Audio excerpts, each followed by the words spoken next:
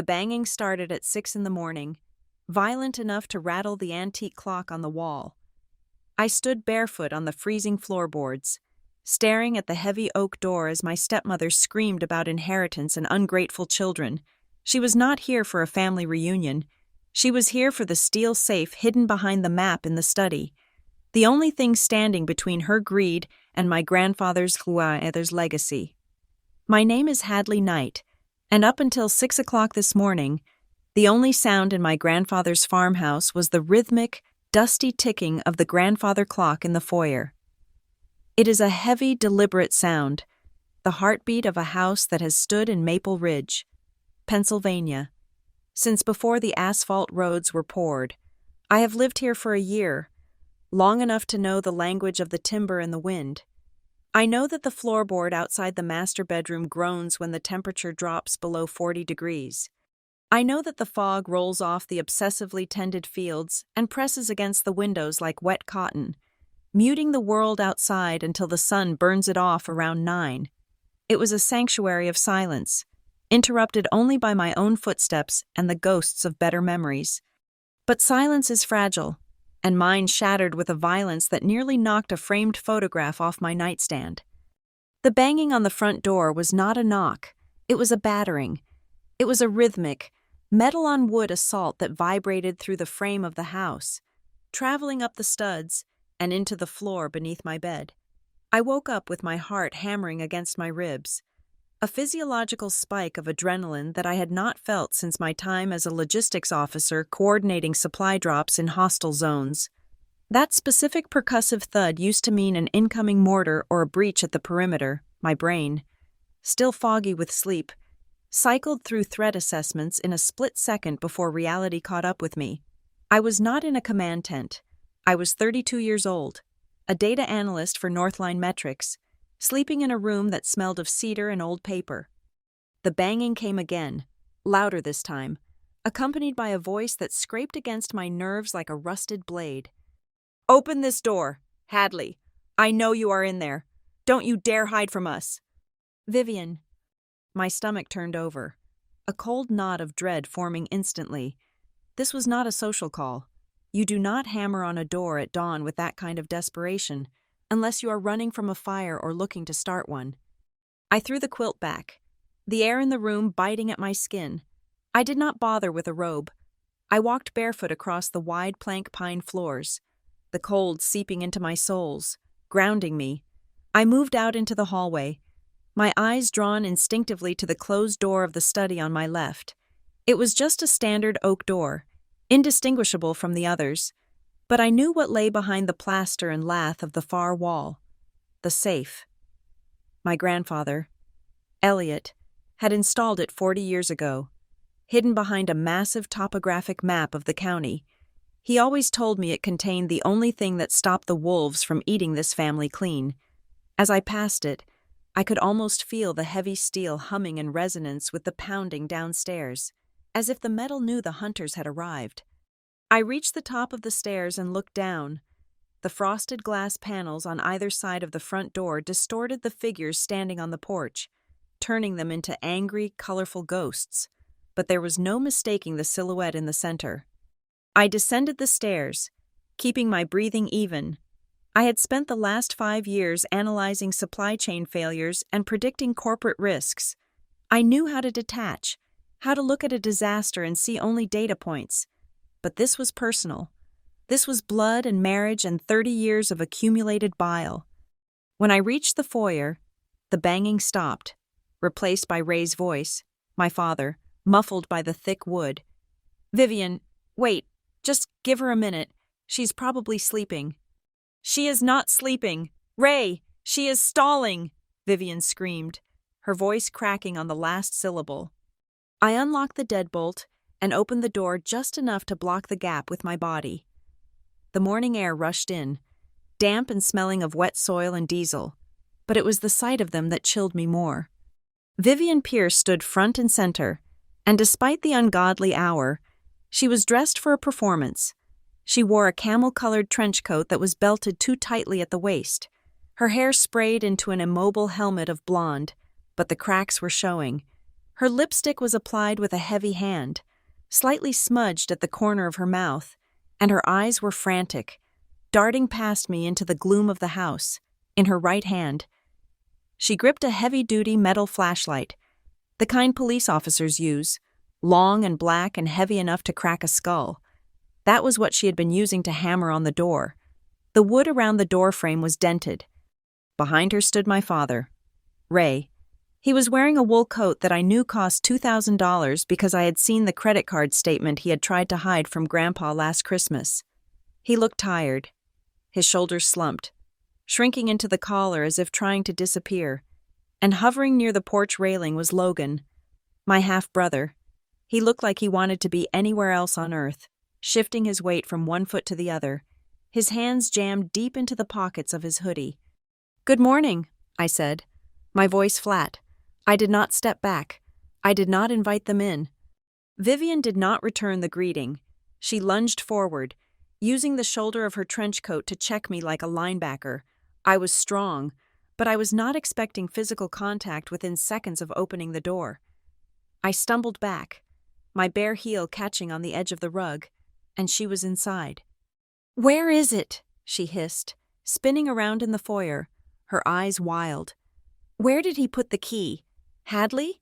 Or did you steal that too?" Ray stepped inside quickly, closing the door behind him to shut out the fog, sealing us in.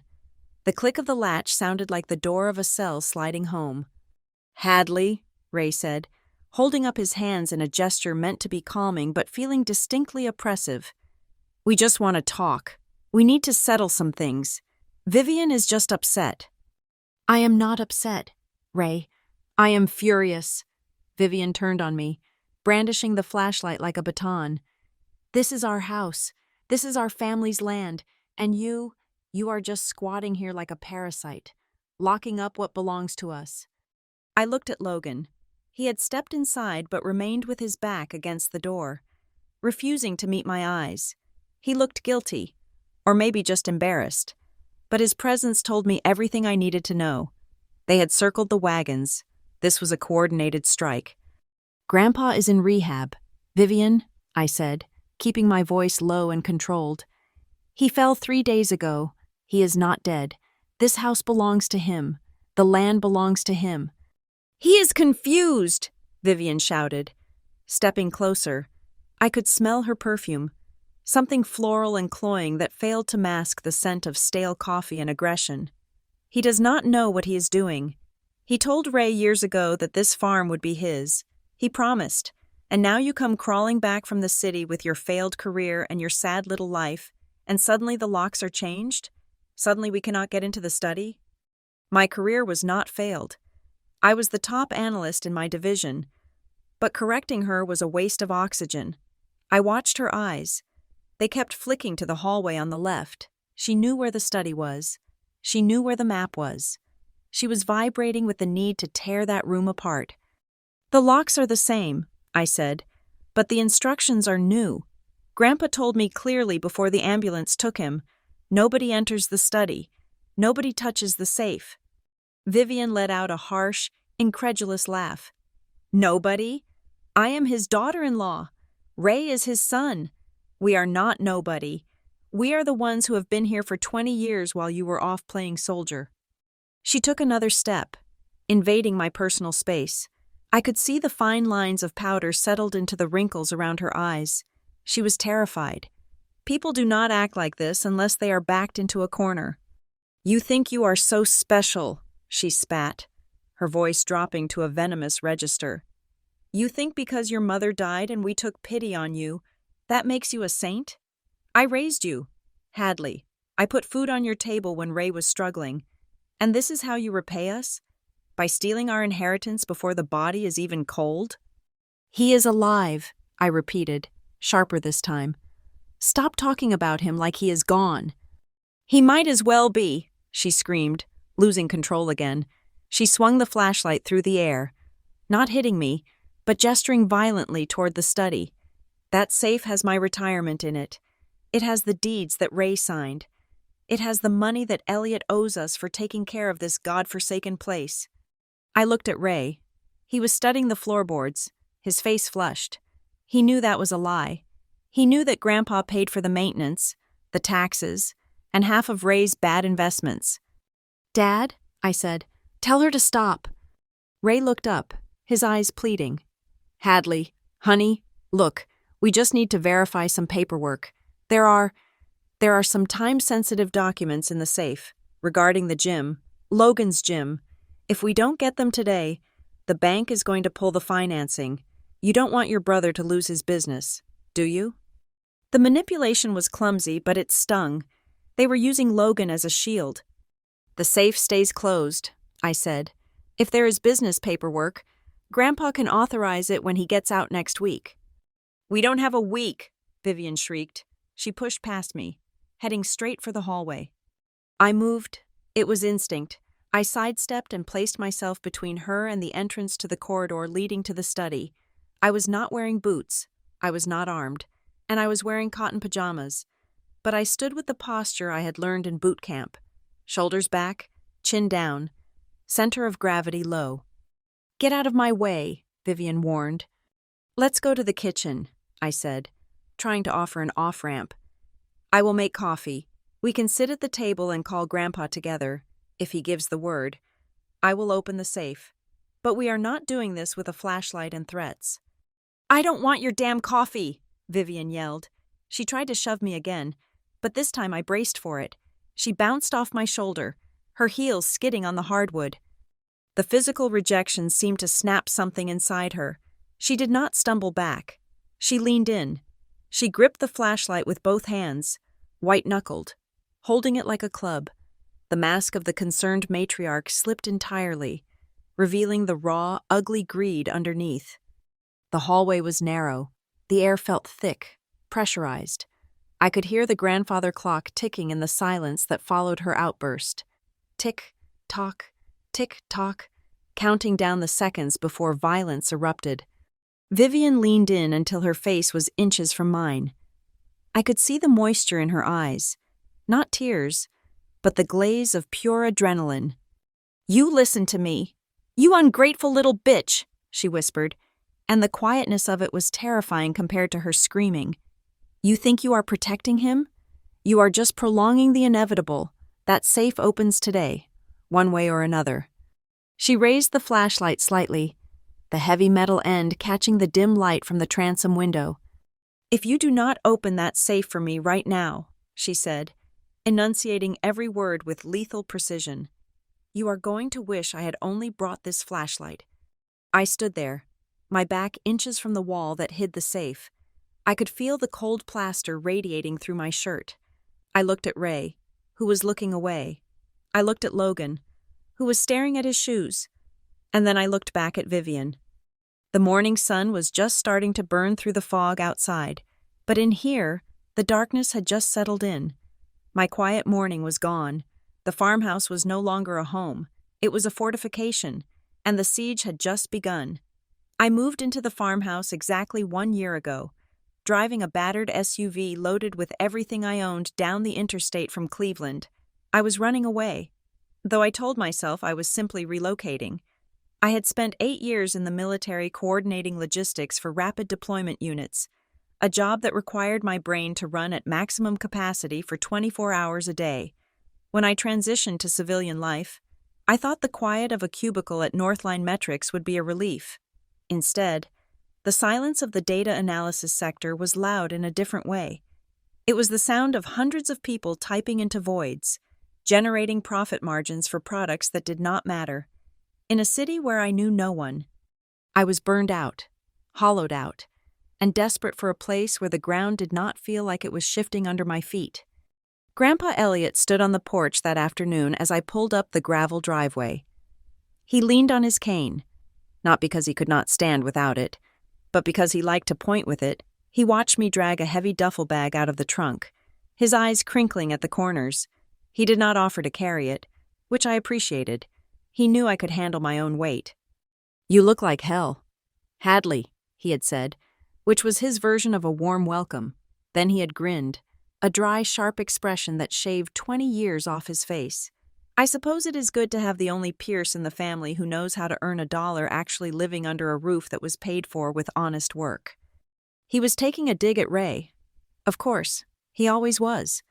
My father had spent his life chasing get-rich-quick schemes that usually ended with him asking for a bridge loan, and by extension, it was a dig at Vivian, whose spending habits were the stuff of legend in our small family circle. I had come here for the silence. Grandpa gave me the attic room, a space with slanted ceilings and a window that looked out over the cornfields toward the tree line. He told me the rent was $0.00, provided I did not mind eating dinner with a grumpy old man who listened to talk radio too loud. It was the most generous offer anyone had given me in a decade.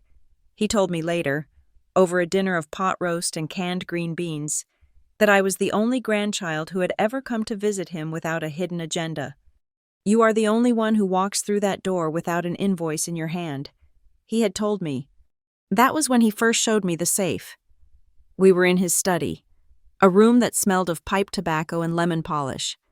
He had moved the large, framed topographic map of the county aside to reveal the steel face of a wall safe. It looked serious, industrial, something that belonged in a bank rather than a farmhouse. "Ray thinks I keep gold bars in there," Grandpa had chuckled, tapping the cold metal with his knuckle. "Vivian thinks it is full of cash stacks from the harvest. They are both convinced that fireproofing is for protecting money. But the things I keep in here are not the kind of flammable they are thinking of." I did not ask what was inside. I respected boundaries, a concept that was foreign to the rest of my family. Standing there in the hallway now, with Vivian breathing heavily on the other side of the threshold, I could not help but replay the history that had brought us to this standoff. It was a long, ugly road, paved with good intentions that had rotted over time. I was 14 when Ray married Vivian. I remembered her as she was then, soft-spoken and smelling of vanilla, bringing casseroles and promising to be a friend, not a mother, but the transformation was insidious.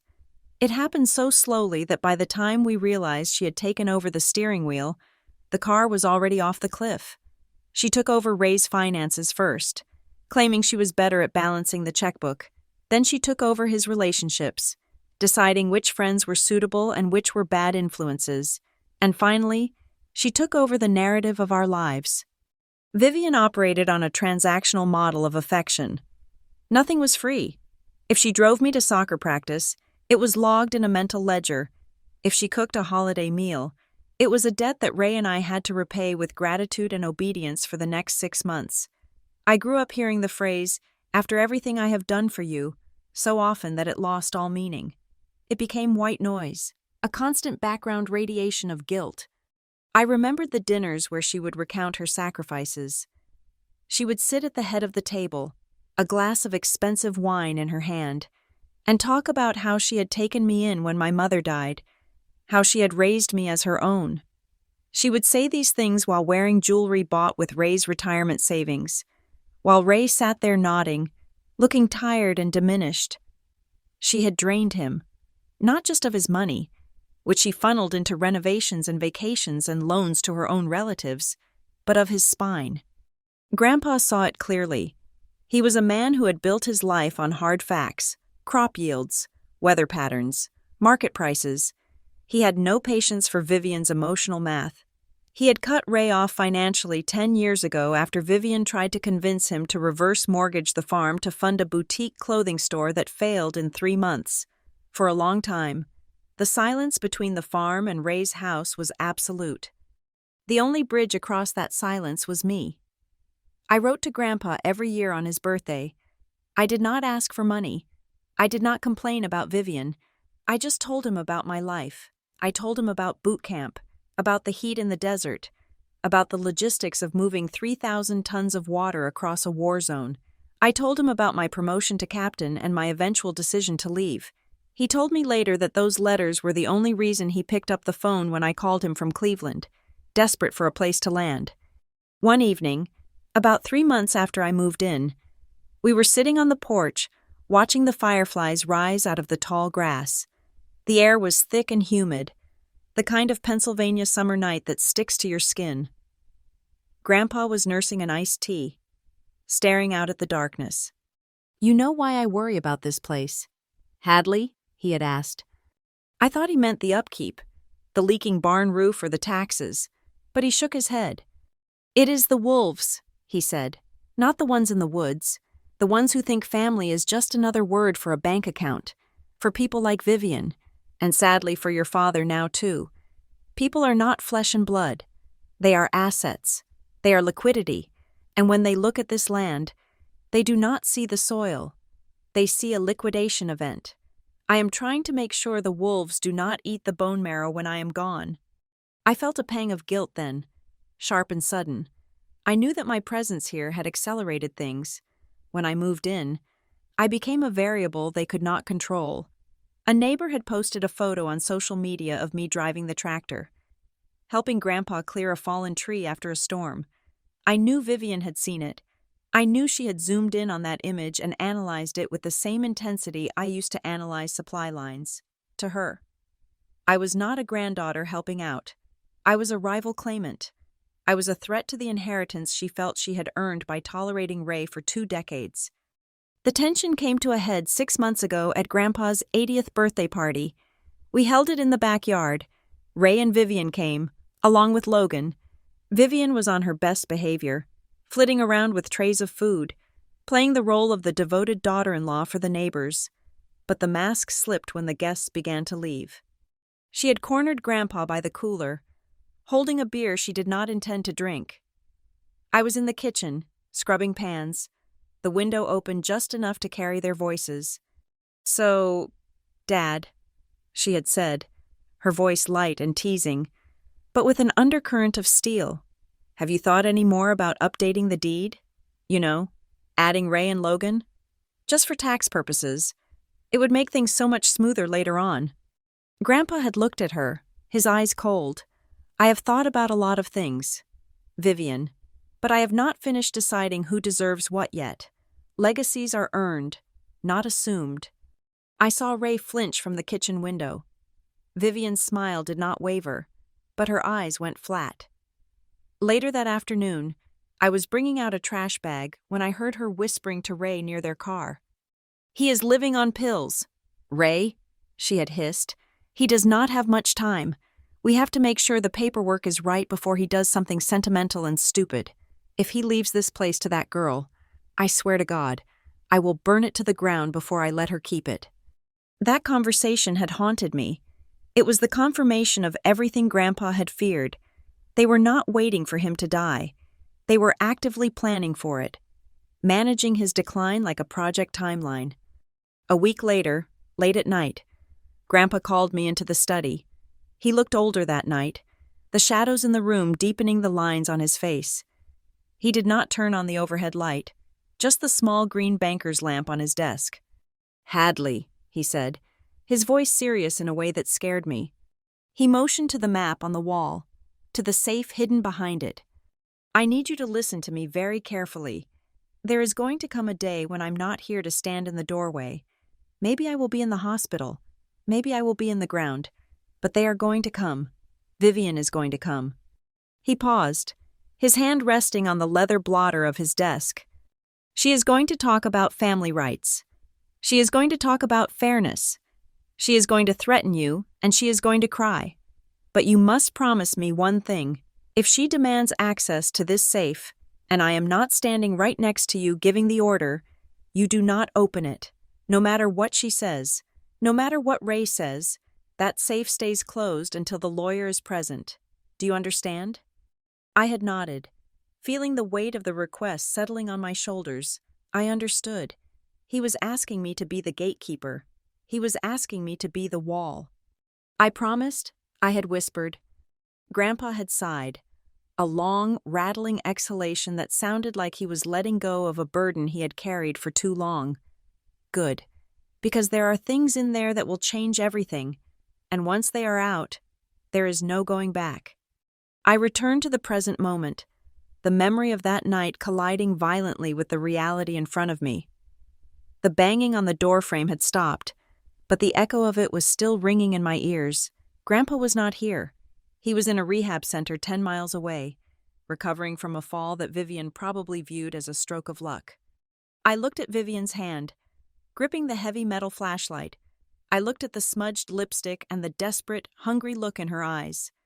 I realized with a jolt of cold clarity that the day Grandpa had warned me about was not some distant hypothetical.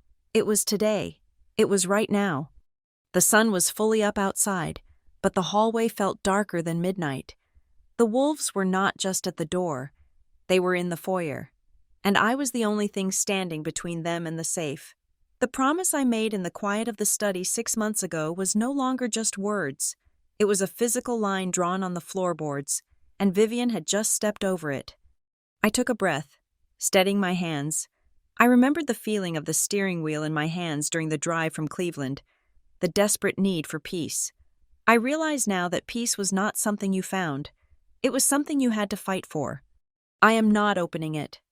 Vivian, I said, and my voice was steady, grounded in the history of this house and the promise I had made to the man who built it. The look she gave me told me that the time for talking was over. The flashback ended, and the war began.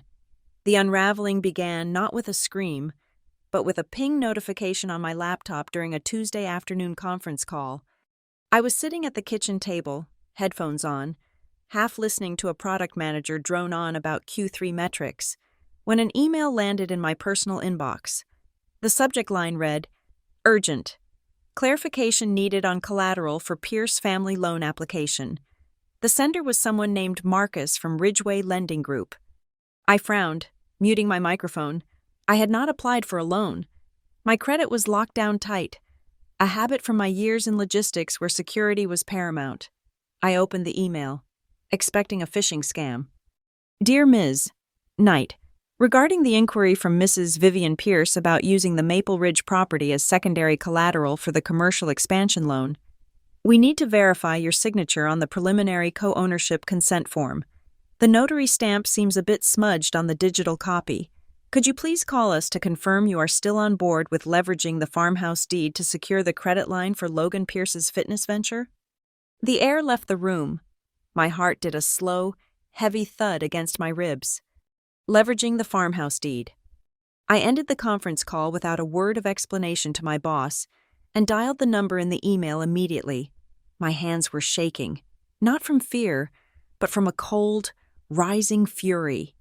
Ridgeway Lending, this is Marcus. This is Hadley Knight, I said, my voice dangerously calm. I just received your email. I need you to explain to me, in very specific detail, what loan application you are talking about. There was a pause, the sound of typing on the other end. Oh, yes, Ms. Knight, your stepmother, Vivian Pierce, has been in talks with us for about 3 weeks. She is looking to consolidate some high-interest debt and secure capital to expand your brother's gym franchise.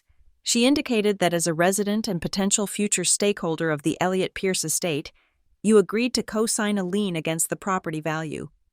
I did not agree to anything, I said, gripping the phone so hard the plastic creaked. I do not own this farm. My grandfather does. Well, yes, Marcus stammered. But Mrs. Pierce provided a document, a temporary guardianship and asset management agreement, signed by you, indicating that due to Mr. Elliott Pierce's declining health, financial decisions were being moved to a family trust board, which includes you and her. She said you were fully aware. The memory hit me like a physical blow. 4 months ago, Vivian had come over on a Sunday, flustered and rushing. She had a stack of papers, insurance updates. She had said, "Just standard stuff for the car insurance bundle. Hadley, since you are parking your SUV here, we need to update the policy so Ray does not get dinged on the premium. Just sign here, and here. I have to get this to the agent by 5. I had been in the middle of a coding sprint, my brain deep in SQL queries. I trusted my father. I trusted that even Vivian, for all her faults, would not commit felony fraud in broad daylight. I had signed. I had not read the fine print. Cancel the application, I told Marcus. If you process a single dollar based on that signature, I will sue your firm for predatory lending and negligence before the ink dries. I hung up and sat there in the silence of the kitchen. feeling the nausea of betrayal rise in my throat. It was not just greed, it was a calculated maneuver. They had tricked me into signing away the very roof over my head to fund a gym that everyone knew was failing. Logan's fitness empire was a strip mall heavy lifting room that had been bleeding money for 2 years. When Grandpa walked into the kitchen 10 minutes later, leaning heavily on his cane, he took one look at my face and stopped. "Who died?" he asked, his voice gruff. "Nobody yet," I said, "but someone is trying to bury us." I told him everything. I told him about the email, the loan, the trick with the insurance papers. As I spoke, I watched the color drain from his face, replaced by a gray, stony resolve. He did not yell. He did not throw things. He just pulled out a chair and sat down slowly, looking suddenly very old and very dangerous. "I knew they were desperate," he said quietly. "I did not know they were stupid." He reached into his pocket and pulled out a keyring, separating a small brass key. "Go to my desk. Top drawer. Left side. Bring me the blue folder." I did as he asked. When I returned, he opened the folder and spread out a series of documents that I had never seen. "I went to see Lila Hargrove in town 6 months ago," he said. Lila was the toughest estate attorney in the county, a woman who ate foreclosure agents for breakfast. I knew Vivian was circling. I just did not know when she would dive. He pushed a paper toward me. It was a cease and desist draft, dated 3 months prior but never sent. "Vivian came to me in January," Grandpa said, tracing the lines on the table with a calloused finger. "She wanted me to give Logan an advance on his inheritance, $50,000. She said the gym was going under, that the creditors were calling the house. I told her no. I told her that throwing money into a hole does not fill it. It just makes the hole more expensive." He looked up at me, his eyes sharp. "She did not take it well. Hadley. She screamed at me. She told me I was a bitter old man who hated seeing his family succeed. She said, 'You will not be around forever to sit on that pile of dirt.' That was the day I changed the will." He tapped the table. "But there is more. Look at this." He slid a printed email across the table. It was from Logan's address, but the tone was all Vivian. It had been sent to Grandpa's old AOL account, which he barely checked, likely by accident when Logan hit reply all to a family thread instead of forwarding. The subject line was, "Plan B for the farm." The text read, "We need to secure the deed transfer before the old man loses capacity or hands it over to that girl. If we can get power of attorney established, we can leverage the equity to pay off the business loans. Hadley is soft. If we pressure her, she will fold. We just need to control the narrative."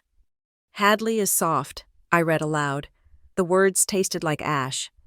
"They think because you are quiet, you are weak," Grandpa said. "They mistake decency for submission." He pointed toward the study, toward the wall where the safe waited. "That safe," he said, his voice lowering. "It is not just paper inside, it is ammunition. The new will is in there. The land trust documents that lock this property down so tight even God himself could not mortgage it. Those are in there. But there is also a ledger. I have kept track. Hadley, every loan Ray took, every time Vivian used my credit card for groceries that turned out to be designer handbags. I have 20 years of receipts." I stared at the hallway. The safe was no longer just a storage box. It was a bomb. If Vivian got into it and destroyed those papers, she could erase the evidence of her theft. But if we opened it on our terms, it would destroy her. "It is a shield and a sword," I said. "Exactly," Grandpa nodded. "And she knows it. That is why she is panicked. She knows the walls are closing in on Logan's debt, and she knows the only way out is buried in that wall." That evening, the war moved from financial paperwork to psychological warfare. I was scrolling through social media on my phone, a habit I was trying to break, when I saw Vivian's post. It was a picture of her and Ray looking mournful, with a caption that read, "So hard when the elderly start to lose their way. We do everything we can to care for them, but sometimes outside influences turn them against the people who have loved them for decades. Prayers for our family during this difficult time." elder care, ungrateful family first. The comments were already flooding in from her church friends and bridge club. Oh no. Vivian. Is it Elliot? So sad when they get confused. Stay strong. Honey, God sees your sacrifice. She was planting the seeds. She was painting a picture where Grandpa was senile and I was the manipulative interloper, isolating him from his loving son. If she could convince the town I was abusing him, she could petition for emergency guardianship. Then came the text from Ray. Hadley, I am disappointed. Vivian is only trying to save the family from ruin. I thought you understood how much we sacrificed to raise you. You are letting your grandfather's confusion hurt the people who put clothes on your back. Fix this with the bank. Don't make me choose between my daughter and my wife. He was shifting the blame. It was a classic abuser tactic. Look what you made me do. He was not asking me to stop. He was asking me to be an accomplice to my own dispossession. I did not reply. I screenshotted the text and saved it to a cloud drive I had encrypted that afternoon. The next morning, I was out by the mailbox when Mrs. Gable, our neighbor to the east, slowed her truck down. She rolled down the window, looking uncomfortable. Hadley, she said, everything okay with Elliot? He is fine. Mrs. Gable, just recovering from a stumble. Why? She hesitated, chewing on her lip. Well, I saw Vivian out here yesterday while you were at the store. She had a man with her, looked like a realtor. They were walking the perimeter of the cornfield. She was pointing out where the property lines are, talking about subdivision potential and commercial zoning. I just thought it was odd, since Elliot always swore he would never sell. I felt a cold chill snap down my spine. He is not selling. Thank you for telling me. I went back inside and told Grandpa. He let out a dry, humorless laugh. She is selling the hide before she has even shot the bear, he said. That is the desperation talking. People who scream the loudest about being victims are usually the ones terrified that the forensic accountant is about to show up.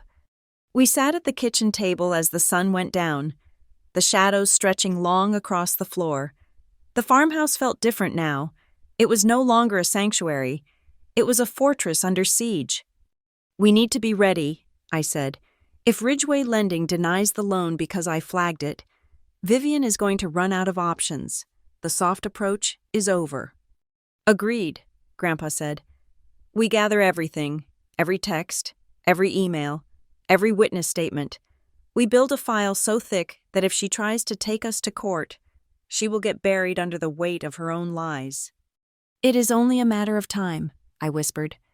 Yes, Grandpa said, looking toward the front door. The wolves are hungry, and they are done knocking. We spent the rest of that night in silence, not the peaceful silence of the farm, but the heavy, loaded silence of soldiers cleaning their weapons before dawn. We knew they were coming. We just did not know the exact hour the war would arrive at our doorstep. I stopped treating the farmhouse like a home and started treating it like a crime scene. That was the shift. It was a cold, calculated pivot in my brain. The same switch that used to flip when I was organizing supply chains in a combat zone. Emotions were just noise. Data was the only thing that could save you. For the next 3 days, I did not sleep much. I turned the dining room table into a command center. I brought my high-speed scanner down from the attic and began to digitize everything. I scanned the original deed to the land, which was so old the paper felt like fabric. I scanned 5 years of tax returns. I scanned the utility bills that proved who was actually paying for the electricity and the heat. I went through Grandpa's old filing cabinets and found every single check he had written to Ray or Vivian over the last decade. Checks with memo lines like car repair or medical bill that I cross-referenced with dates of their vacations to Florida. I built a digital fortress. I created a cloud database with two-factor authentication that pinged my phone if anyone tried to access it from an unrecognized device. By the time Lila Hargrove pulled her dusty sedan into the driveway on Thursday afternoon, I had a timeline of financial bleeding that was clear enough to convince a blind jury. Lila was a small, fierce woman with gray hair cut in a sharp bob and eyes that missed nothing. She walked into the kitchen, accepted a cup of black coffee, and looked at the neat stacks of folders and the laptop displaying a spreadsheet of assets. Well, she said, raising an eyebrow. Usually, when families call me about these things, they bring me a shoebox full of crumpled receipts and a lot of hoarse shouting. You have done half my job for me, Hadley. I like to know the terrain, I said, sitting opposite her. Lila opened a folder I had labeled Unauthorized Inquiries. It contained the logs of the credit checks Vivian had tried to run and the loan application I had shut down. You need to understand what we are dealing with, Lila said, her voice dropping to a serious, professional register. This is not just a family squabble. This is financial abuse of the elderly. It is a specific category of crime. If Vivian used a power of attorney that was revoked, or if she forged your signature, she is not just looking at a civil suit. She is looking at fraud charges. Grandpa was sitting by the window, looking out at the fields. He turned when Lila mentioned the power of attorney. I gave Ray power of attorney 10 years ago, he admitted, his voice heavy. It was right after I had my hip replaced. I thought if something happened on the operating table, a son should be able to make decisions for his father. He looked at his hands, but then I saw the credit card bills. I saw the cash withdrawals. Vivian was using Ray's access like a debit card for her lifestyle. I went to your office 3 years ago, Lila, and we revoked it. We sent the notice by certified mail. We did, Lila confirmed, and we have the return receipt signed by Ray Pierce. He knows he has no legal standing. If he is telling banks otherwise, he is lying to federal institutions. Lila leaned forward, tapping the table with a manicured fingernail. But here's the part that is going to make them desperate: the new will and the land trust documents. I listened intently. I knew they existed, but I did not know the specifics. The trust locks this land down, Lila explained. We set it up so that upon Elliot's passing, or his incapacitation, the title transfers immediately to the trust. You are the sole trustee, Hadley, but there is a clause we added, specifically to protect against people like Vivian. The land cannot be used as collateral for any commercial loan. It cannot be mortgaged to pay off third-party debts. It essentially renders the farm useless to anyone who wants to cash it out. To live on it? Sure. To sell it for parts? Impossible. And those papers, I said, looking toward the hallway, are in the safe, Lila finished, along with a video recording we made in my office the day Elliot signed them. In the video, your grandfather states the date, reads the headlines from that day's newspaper, and explains exactly why he is cutting Ray and Vivian out of the financial management. It is bulletproof evidence that he was of sound mind. That is why she is insane, I whispered. She knows if that safe opens, her narrative about him being senile evaporates. Exactly, Lila said. Which brings me to my advice. Security. She looked around the kitchen. If they are desperate enough to forge signatures, they are desperate enough to break a window. You need eyes on that hallway. I nodded. I had already thought of that afternoon, after Lila left. I installed a small, motion-activated camera on the bookshelf at the end of the hall. It was hidden between a stack of National Geographic magazines and a ceramic vase. It had a direct line of sight to the study door and the wall where the safe was hidden. It uploaded footage directly to my encrypted cloud server. Just in case someone thinks intimidation is a valid legal strategy, I muttered to myself as I adjusted the angle. Later that evening, Grandpa called me into the living room. He was holding my phone. "Show me how to record a video," he said. "Why?" "Just show me." I opened the camera app and handed it to him. He propped it up against a stack of books on the coffee table, sat back in his armchair, and smoothed his flannel shirt. He looked directly into the lens. "My name is Elliot Pierce," he said, his voice clear and strong. "Today is Thursday, the 12th of November. I am making this statement because I know my family, I know my son, Ray, and I know his wife, Vivian. If you are watching this, it is because they have tried to force my granddaughter, Hadley, to open my safe." He paused, taking a breath that rattled slightly in his chest. "Hadley Knight is acting under my explicit instruction. She is the protector of this house. Any attempt to coerce her, threaten her, or harm her is an attack on me. She is not stealing my legacy. She is the only one saving it." He reached out and tapped the screen to stop the recording. He handed the phone back to me. "Upload that to your cloud thing," he said, "and keep a copy on your computer." I took the phone, feeling a sudden, crushing wave of guilt. "Grandpa, are we being too hard on them? Ray is your son. Maybe if we just sat down and explained the trust." We tried explaining. "Hadley," he cut me off gently, "you cannot explain hunger to a wolf. You just build a fence." "I just feel like I'm plotting against them," I admitted. "I am scanning receipts, hiding cameras. It feels dirty." "You are not plotting," he said sternly. "You are preparing. There is a difference. They have been plotting for 20 years. You are just the first person to say, 'Enough.' Do not confuse self-defense with aggression." Lila had given me one more piece of advice before she left. She told me to play dumb about my own life. "Do not let them know you have money," she had said. "Do not let them know you have a savings account or a high-paying job. If they think you are successful, they will sue you for support or guilt-trip you into paying their bills. Let them think you are a struggling veteran living in your grandfather's attic. It makes you less of a resource to be mined." So, I scrubbed my LinkedIn profile. I set my social media to private. I changed every password I owned to a random string of 20 characters. I called the 3 credit bureaus and put a freeze on my social security number. When Ray called me the next day, fishing for information about how work was going, I lied. I told him hours were being cut. I told him the data entry market was drying up. I heard the relief in his voice. He preferred me weak. It made him feel less like a failure. But while I was locking down my defenses, Vivian was launching her offensive. Her Facebook posts became more frequent and more pointed.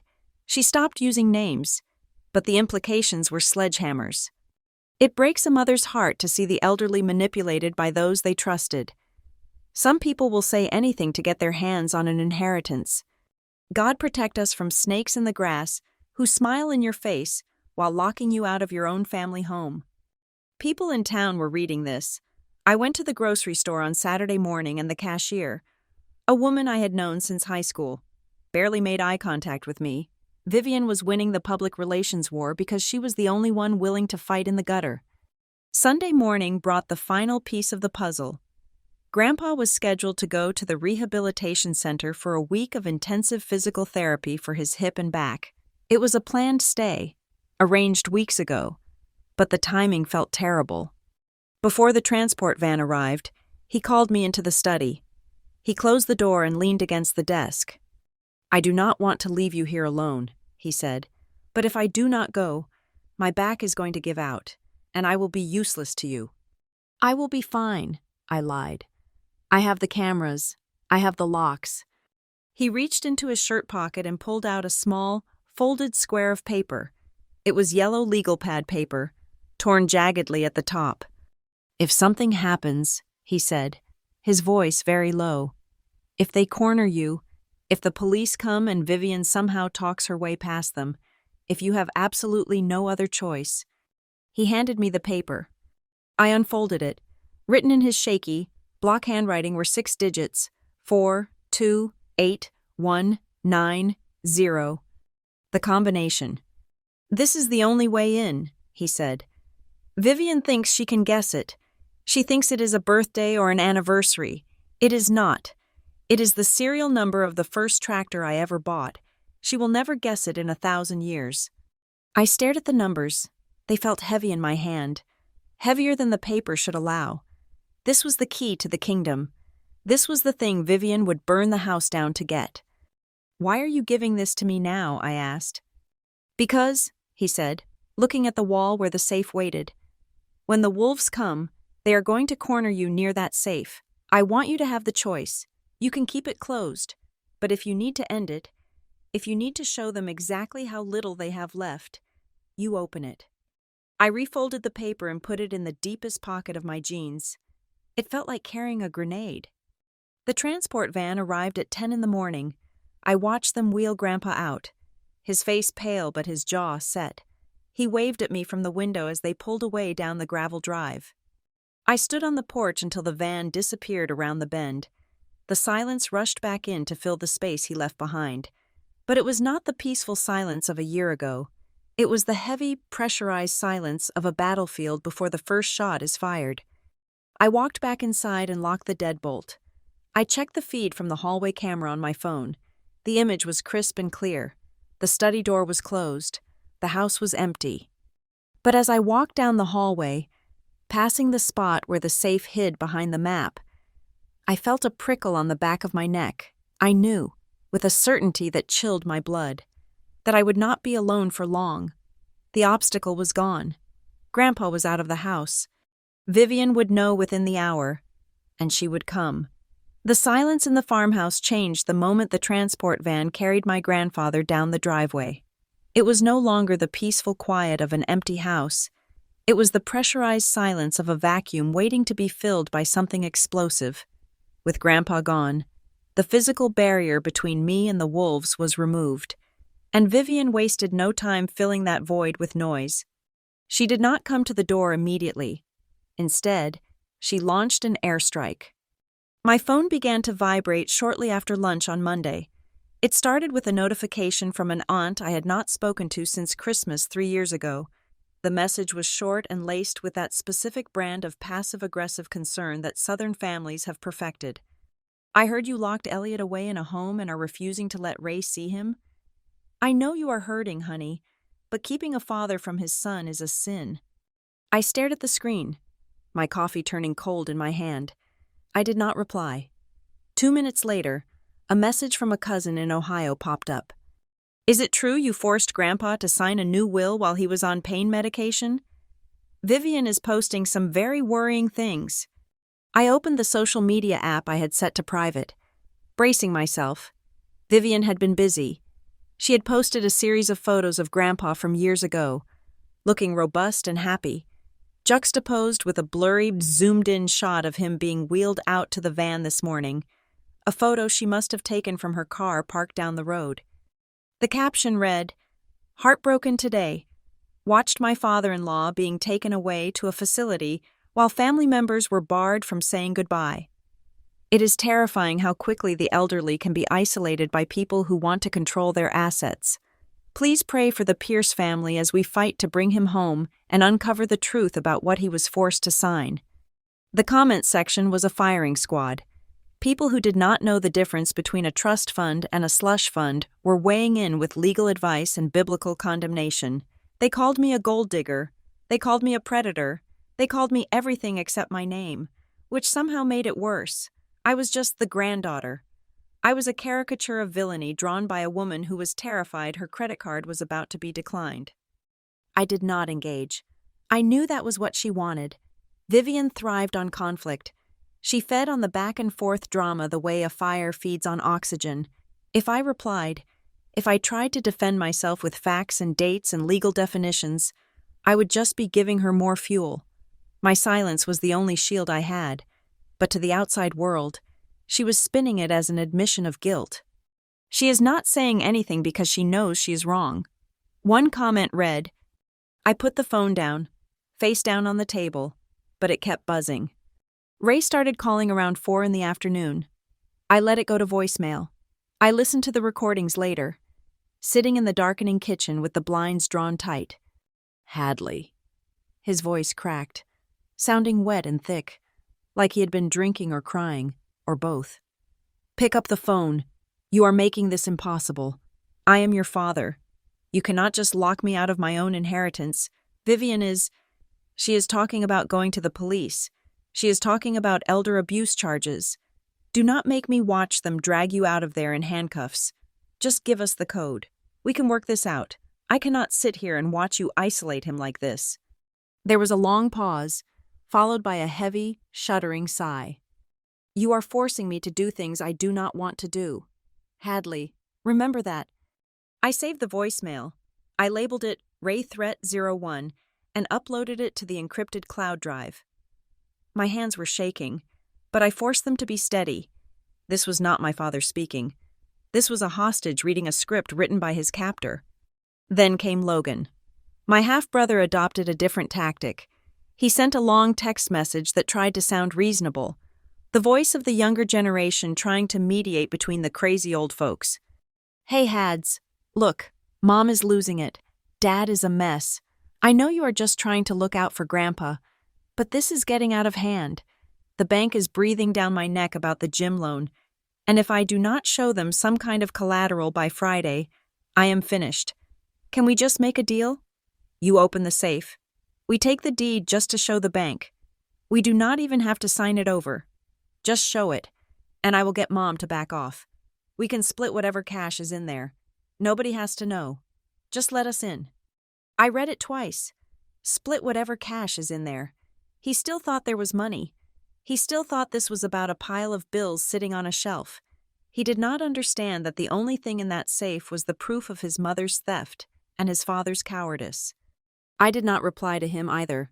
I took a screenshot. I saved it. Logan Coercion 01. I was building a library of their desperation. Every threat, every guilt trip, every lie was a brick in the wall I was building to protect Grandpa.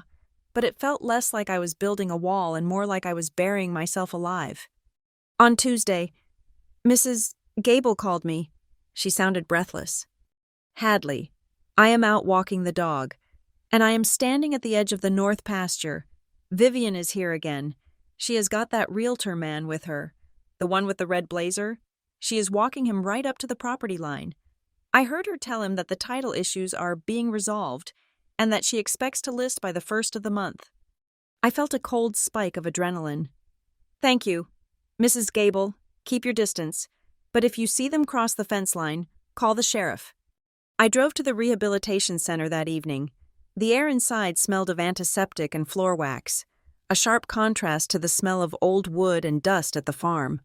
Grandpa was sitting up in bed, looking smaller than I remembered, but when he turned to look at me, his eyes were clear and hard as flint. I told him about the texts. I told him about the realtor. I told him about the online campaign that was painting me as a monster. He listened without interrupting, his hands folded over the blanket. Vivian has never understood the word no, he said, his voice raspy. She thinks it is just a negotiating position. She thinks if she screams loud enough, or cries hard enough, or threatens enough, reality will bend to her will. He reached out and gripped my wrist. His skin was dry and papery, but his grip was surprisingly strong. The safe is the only line left. Hadley, it is the physical manifestation of no. That is why she's attacking it with everything she has. It is not just about the money anymore. It is about control. She cannot stand that there is a lock she cannot pick and a person she cannot break. I am scared, Grandpa, I admitted, the words tasting like failure. I am scared she's going to convince the police. I am scared Ray is going to do something stupid. Do not run, he said fiercely. That is what they are counting on. They want to scare you off. If you leave that house, if you go stay at a hotel or go back to Cleveland for a few days to get some peace, they will change the locks within the hour, and then they will tell the world you abandoned me. They will say you stole what you could and ran away when things got tough. I am not going anywhere, I promised.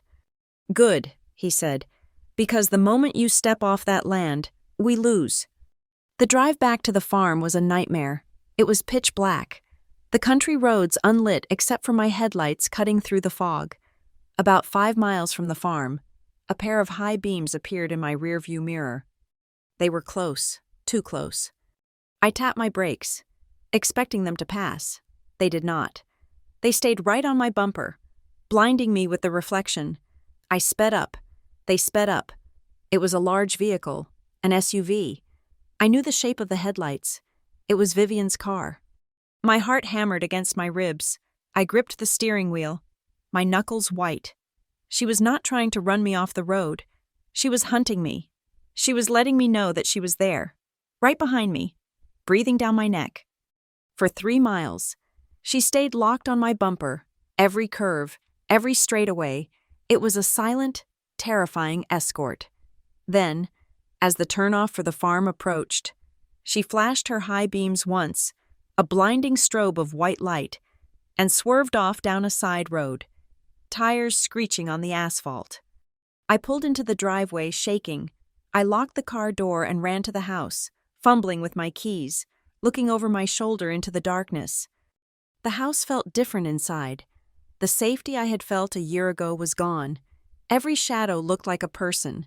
Every creak of the floorboards sounded like a footstep.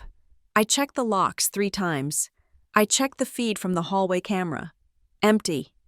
But I could feel them. They were out there in the dark, circling, tightening the noose. I barely slept that night. I dragged a heavy dresser in front of my bedroom door. I slept with my phone under my pillow and a canister of pepper spray on the nightstand. It was irrational. I knew Ray was not going to kick down a door. He was too cowardly. And Vivian was too calculated. But fear does not listen to logic. Fear listens to the wind howling around the eaves and hears voices. By Wednesday, my work performance at Northline Metrics had plummeted. I was supposed to be analyzing quarterly supply chain variances for a mid-sized logistics firm, but I stared at the spreadsheet for hours without seeing the numbers. Every time my email pinged, I flinched. Every time my phone buzzed, my pulse spiked. I was making mistakes. I missed a decimal point in a report. My manager sent me a Slack message asking if I was okay. I typed back a generic excuse about a family medical emergency, but the truth was that I was living in a psychological war zone. I was analyzing data, but my brain was running simulations of Vivian screaming on the front porch, of Ray crying in the kitchen, of the police knocking on the door with a warrant signed by a judge who believed their lies. Lila Hargrove called me on Thursday morning. Her voice was the only steady thing in my world. "I saw the Facebook posts," she said. "I have already drafted a cease and desist for defamation, though I doubt it will stop her. How are you holding up?" "I feel like I'm losing my mind," I said, rubbing my temples. "They are everywhere. Lila, they are texting my friends. They are following my car." "Listen to me," Lila said sharply. "Panic is the product they are selling. Do not buy it. Everything they are doing, the posts, the texts, the tailgating, it is all smoke. It is designed to make you feel isolated so you make a mistake. They want you to snap. They want you to scream at them in public or hit Ray or open the safe just to make it stop." "It is working," I whispered. "Only if you let it," she said. "Legally, we are bulletproof. The trust is solid. The revoked power of attorney is documented. The will is valid. Unless you open that door or that safe, they have nothing. They are ghosts. Hadley, noisy, angry ghosts. But they cannot hurt you unless you let them in." I hung up and walked out into the hallway. It was late afternoon, and the shadows were lengthening again. I walked past the study. The door was closed. I could almost hear the safe humming behind the wall, vibrating with the secrets it held. Grandpa was right. It was the only line left. That night, I walked past the study again on my way to the kitchen for a glass of water. The house was dark, lit only by the moonlight spilling through the transom windows. I stopped in front of the study door. I thought about the 6 numbers written on the scrap of paper hidden in my pocket. 4, 2, 8, 1, 9, 0. It would be so easy. I could just open it. I could give them the papers. I could let them see the debt, the trust, the will. I could end the suspense. But then I thought about Vivian's face when she banged on the door with that flashlight. I thought about the entitlement, the greed, the absolute certainty that she owned us. If I opened it now, out of fear, she won. Even if the documents proved she got nothing, she would have won the battle of wills. She would know that she could break us. I touched the wood of the door frame, feeling the dents where she had hammered on it days ago. No. I went back upstairs and checked the locks again. I lay in bed, staring at the ceiling, listening to the wind. I knew they were not done. The online campaign was just the artillery barrage to soften the defenses. The tailing car was the reconnaissance. The assault was coming. I did not know when, and I did not know how. But I knew that when they finally came for the safe, it would not be with Facebook posts and text messages. It would be physical. And as I drifted into a fitful, uneasy sleep, I had a single, terrifying thought. If they force me back into that corner, if they drag me to that wall and demand the code, something is going to break, and it will not be the lock on the safe. It will be the thin, fragile membrane that holds a family together. Once that snaps, there is no fixing it. There is only the debris. Vivian was inside, and the atmosphere in the farmhouse shifted instantly from a morning disturbance to a home invasion. She did not stand still. She paced the length of the narrow hallway, her heels clicking aggressively on the hardwood floor, her eyes fixed on the closed door of the study like a predator stalking a cage that held live bait. She held the heavy black flashlight in her right hand, tapping it against her thigh in a rhythmic, nervous tick that set my teeth on edge. Behind me, I heard the heavy thud of the front door closing. I turned to see Ray, my father, twisting the deadbolt into the locked position. The sound of the metal bolt sliding home was final. It echoed in the foyer, sealing the four of us inside. Ray turned to face me. He looked pale, his face drawn with a mixture of fatigue and resolve, but there was a new hardness in his eyes that I had not seen before. "We are not going anywhere until we settle this. Hadley," he said. His voice was calm, but it carried the weight of a command. "No more phone calls, no more hiding behind voicemail. We are going to fix this family, right here and right now." I looked at Logan. He was standing near the front door, his back pressed against the coat rack, looking like he wanted to dissolve into the woodwork. He was the physical backup, the muscle brought along to intimidate, but his body language screamed shame. He would not look at me. He kept his eyes on the floor, shifting his weight, clearly wishing he was back at his failing gym instead of watching his mother unravel in a hallway at 6:30 in the morning. "You are trapping me in my own house," I said, keeping my voice level. "That is kidnapping. Ray, you might want to think about the legal definition of what you are doing." "This is not your house." Vivian spun around, her voice rising to a shriek. She marched back toward me, pointing the flashlight at my chest. "Stop acting like you own this place. This is Elliot's house, and since Elliot is incapacitated, it is the family's responsibility. You are just a squatter. Hadley, a temporary guest who overstayed her welcome." She gestured violently toward the study door. "Open it," she demanded. "Open that room and open that safe. I want everyone to see exactly what you have been doing in there. I want to see the papers you tricked him into signing while we were not looking." "I did not trick him into anything," I said. "And I am not opening that door. Grandpa gave me specific instructions. No one goes in there without him or his lawyer present, especially not you." "His lawyer?" Vivian laughed, a harsh, barking sound. "You mean that woman who has been helping you isolate him? You think we do not know what you are doing? You are manipulating a sick old man. Hadley, you are whispering poison in his ear, telling him his son does not love him, telling him we are only after his money, just so you can cut us out. It is sick. It is elder abuse." "That is a lie," I said. "Is it?" Ray stepped forward, joining Vivian. The hallway suddenly felt very small. "He has barely spoken to me in 6 months. Hadley, every time I call, you say he is sleeping. Every time I come over, you say he is resting. You have walled him off. You have brainwashed him into thinking his own family is the enemy. He stopped talking to you because you asked him for $50,000 to cover Logan's bad business decisions," I shot back, looking directly at Ray. "He stopped talking to you because you let Vivian forge insurance documents. Do not rewrite history. Dad, you isolated yourselves when you started treating him like an ATM." "Shut up!" Vivian lunged forward, her face inches from mine. "You shut your mouth. You have no idea what this family has sacrificed. We took you in. We fed you. And this is how you repay us? By stealing the inheritance that is supposed to take care of us?" "There is no inheritance in that safe, Vivian," I said, my voice hardening. "Just the truth, and that is what you are actually afraid of." "Open the safe," she hissed. "Prove it. If there is nothing to hide, open it. Let us see the new will. Let us see the deed transfer. If you are so innocent, show us the papers." The papers were signed on November 12th, I said, reciting the facts like I was reading a supply manifest. They were notarized at Lila Hargrove's office at 2 in the afternoon. There is a video recording of the signing where Grandpa reads the daily newspaper to prove the date and states clearly that he is of sound mind.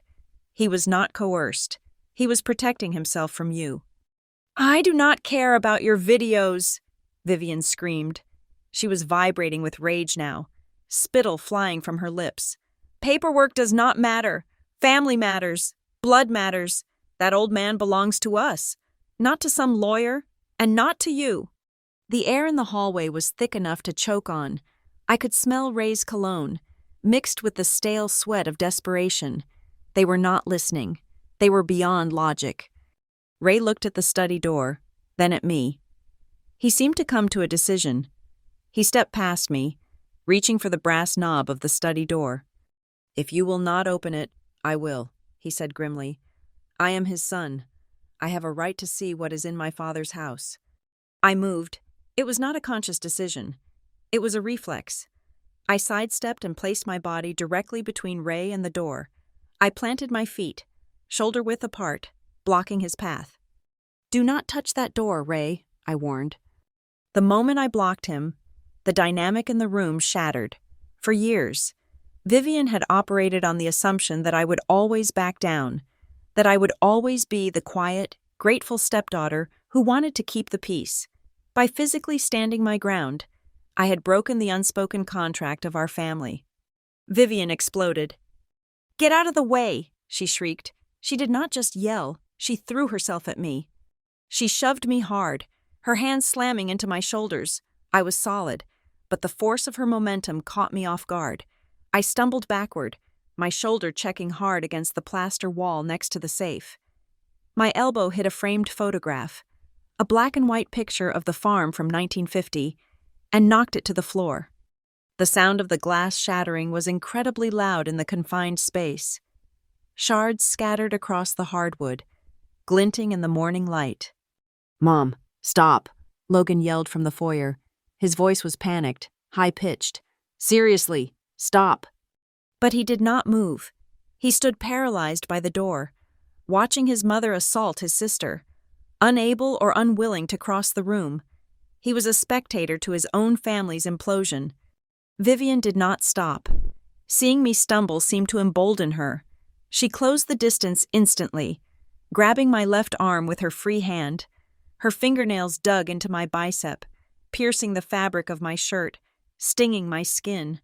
You little bitch, she snarled, her face twisted into a mask of pure hatred. You think you can fight me? You think you are tough because you played soldier for a few years? You are nothing. You are a guest. Now give me the code. I tried to pull my arm free, but her grip was manic.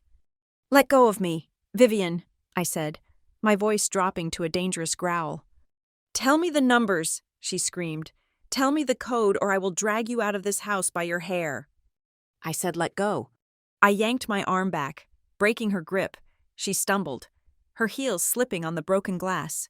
For a split second, I thought she was going to fall, but she caught herself on the wall. She looked at me, panting, her chest heaving. Then she looked at the heavy metal flashlight in her right hand. You want to play rough? She whispered. She raised the flashlight. Vivian, no! Ray shouted, stepping forward, but he was too slow. She swung the flashlight. She did not aim for my head, thank God, but she swung it wildly. A backhanded strike meant to hurt, meant to terrify. I ducked, instinctively raising my arm to block, but she missed me. The heavy metal head of the flashlight slammed into the wall right next to my ear. Crack. The sound was sickening. The flashlight dented the drywall, punching a hole through the plaster and lath. White dust rained down on my shoulder like snow. A spiderweb of cracks radiated out from the impact point, inches from my face. My heart was hammering against my ribs like a trapped bird. Adrenaline flooded my system, cold and sharp. My military training screamed at me to neutralize the threat. I knew how to disarm someone. I knew how to use her momentum against her, how to put her on the floor and keep her there until the police arrived. My hands twitched, ready to strike, ready to end this. But I froze. I saw the trap. If I hit her, if I laid a single hand on her in violence, the narrative would flip instantly. She would be the victim. She would tell the police that I attacked her, that I was unstable, that I was dangerous. She would have bruises to prove it. Ray and Logan would back her up because they were terrified of her. I would be the veteran with PTSD who snapped and beat up her stepmother. I could not touch her. I stood there, breathing hard, plaster dust in my hair, staring at the woman who had raised me. Vivian pulled the flashlight out of the wall. Debris crumbled onto the floor. She looked at the hole she had made, then looked back at me. She did not look horrified. She looked exhilarated. She raised the flashlight again. "I am not asking you again, Hadley," she said, her voice trembling with the high of violence. "Open the safe." I braced myself. I knew she was going to swing again. I tightened my muscles, preparing to take the hit if I had to, calculating how to shield my head without fighting back. She pulled her arm back, her eyes wide and manic. And then, we heard it. It was a sound from outside, cutting through the heavy, violent air of the hallway. Crunch, crunch, crunch. It was the sound of tires rolling slowly over the gravel driveway. Vivian froze, her arms still raised. Ray turned toward the door. Logan looked out the side window. "Who is that?" Ray asked, his voice trembling. Then came the sound of a car door slamming shut, a heavy, solid thud. Silence followed for 3 seconds. Then, a new sound drifted up the porch steps. It was a sound I would know anywhere. It was a rhythmic, uneven cadence. Thump, drag, step, thump, drag, step. It was the sound of a heavy wooden cane hitting the porch floorboards, followed by the shuffle of a boot. The color drained from Vivian's face. She lowered the flashlight slowly, as if the weight of it had suddenly increased tenfold. "No," she whispered. "He is in rehab. He is not supposed to be out for another week." The footsteps stopped at the front door. The doorknob turned, but the deadbolt held. Ray had locked it. There was a pause, then a voice, familiar and raspy but carrying a tone of absolute authority, came through the wood. "Hadley?" It was Grandpa. "Open this door, child." The silence in the hallway was absolute. The violence, the screaming, the shattered glass, it all hung in the air, suspended. Vivian looked at the door, then at me. The wildness in her eyes was replaced by a dawn of pure terror. She realized, in that split second, that she was standing inside a locked house, holding a weapon, next to a hole in the wall and a pile of broken glass, and the judge and jury had just arrived on the front porch. I did not look at her. I stepped over the broken picture frame, walked past Ray, and moved toward the door. My hands were shaking, but I unlocked the deadbolt with a solid, loud click. I opened the door. The morning sun flooded into the dark foyer, blindingly bright. Silhouetted against the light stood my grandfather, leaning on his cane, and standing right next to him, holding up a cell phone that was clearly recording video, was Lila Hargrove. The cavalry had arrived, and the war was about to change direction. The sound of my grandfather's voice through the door did not just stop the violence, it froze time. For a heartbeat, the hallway was a tableau of a family ruined. Vivian stood with her arms still raised, the heavy black flashlight poised to strike, but her body had gone rigid, like a statue cast in the moment of a crime. The plaster dust from the wall she had just smashed drifted down around her shoulders in the silence, settling on her expensive coat like dandruff. Logan was pressed against the coat rack, his mouth slightly open, his eyes darting from the door to his mother with the confusion of a child who realizes the game has gone too far, and Ray, my father, looked as if he had been punched in the gut. His hand dropped from where he had been reaching for me, and he took a stumbling half-step back. "He is not supposed to be here," Logan whispered, the words escaping him like a leak in a tire. "The schedule said rehab for a week. He is supposed to be in the center." Vivian lowered the flashlight slowly. It seemed to be too heavy for her now. Her eyes were wide, fixed on the wood of the front door as if she could see through it. The rage that had contorted her face seconds ago was dissolving into something much uglier: panic. I did not wait for them to recover. I slipped out of the space between Vivian and the wall, my movements sharp and fluid. I did not look at her. I walked straight to the door. My hands were shaking, trembling so hard I had to use both of them to grip the deadbolt. I twisted the lock. The metal mechanism clicked, a loud mechanical snap that sounded like a judge's gavel hitting the bench.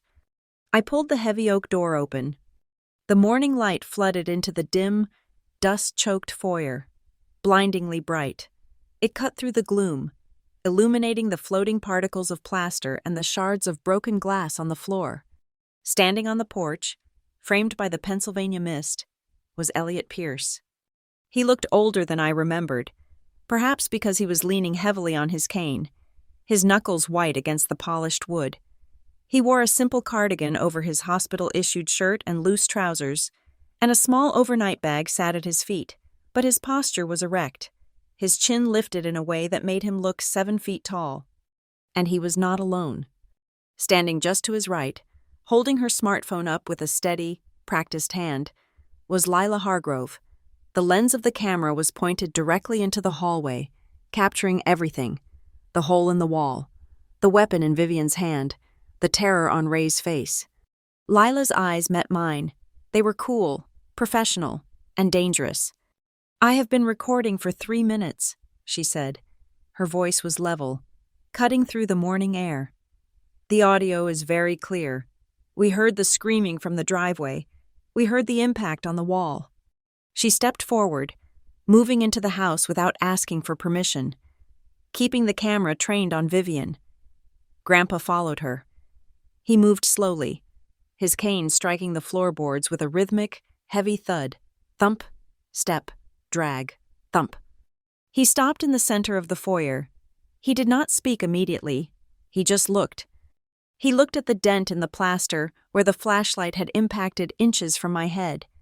He looked at the framed photograph of the farmhouse lying shattered on the floor, the glass glinting near Ray's shoes.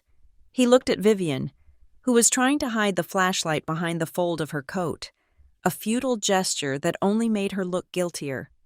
And then he looked at me. His gaze dropped to my left arm.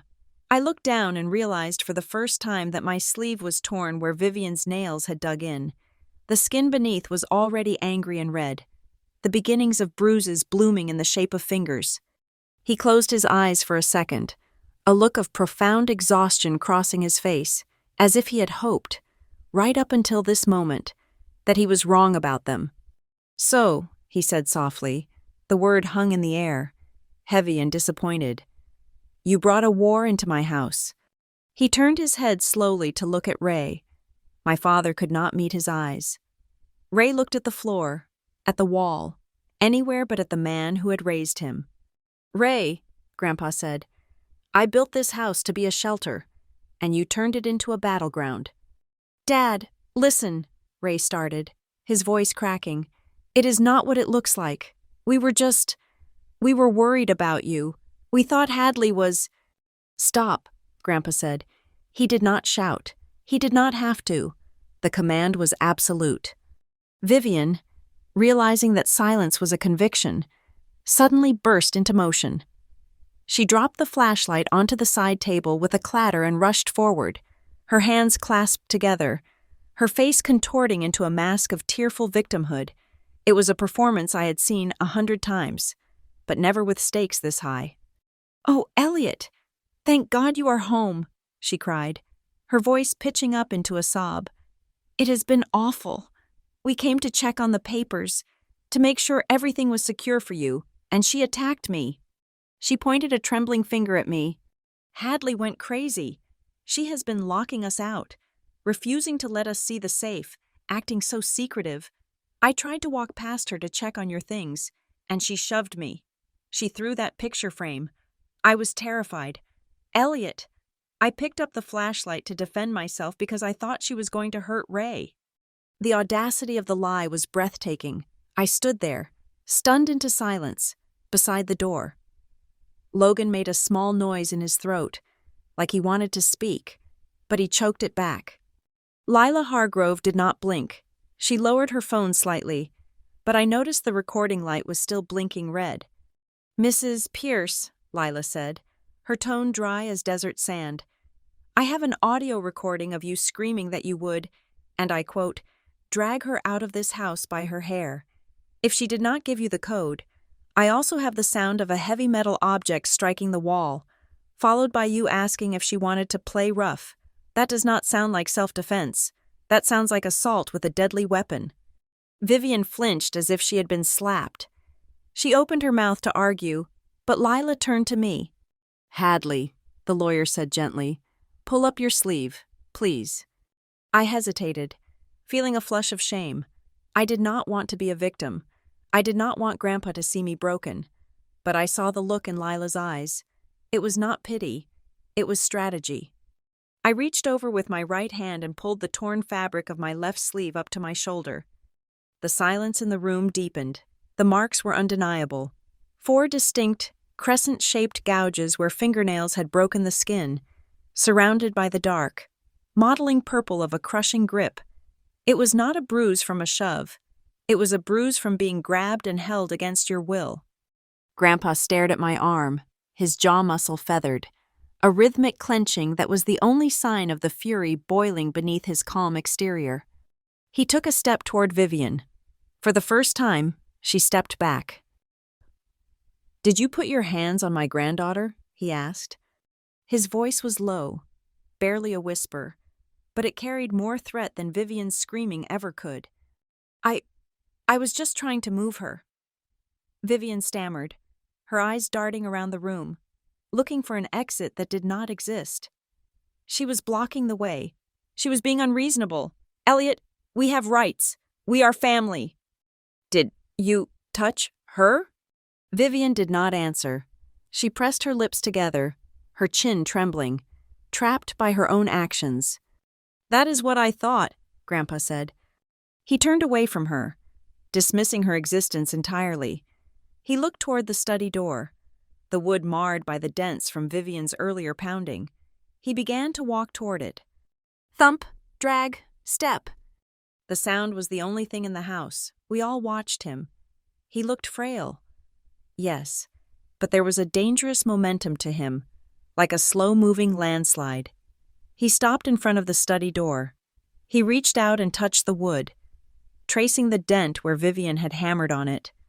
"You came here for the safe," he said, speaking to the door rather than to them. "You broke my picture frames. You damaged my walls. You hurt my granddaughter, all because you wanted to know what was inside." He turned slowly, pivoting on his good leg. He looked at Ray, then at Vivian, then at Logan. "Fine," he said. "You want to see it? You want to know what is worth destroying this family for? Then stand still and watch." "Dad," Ray stepped forward, his hands raised.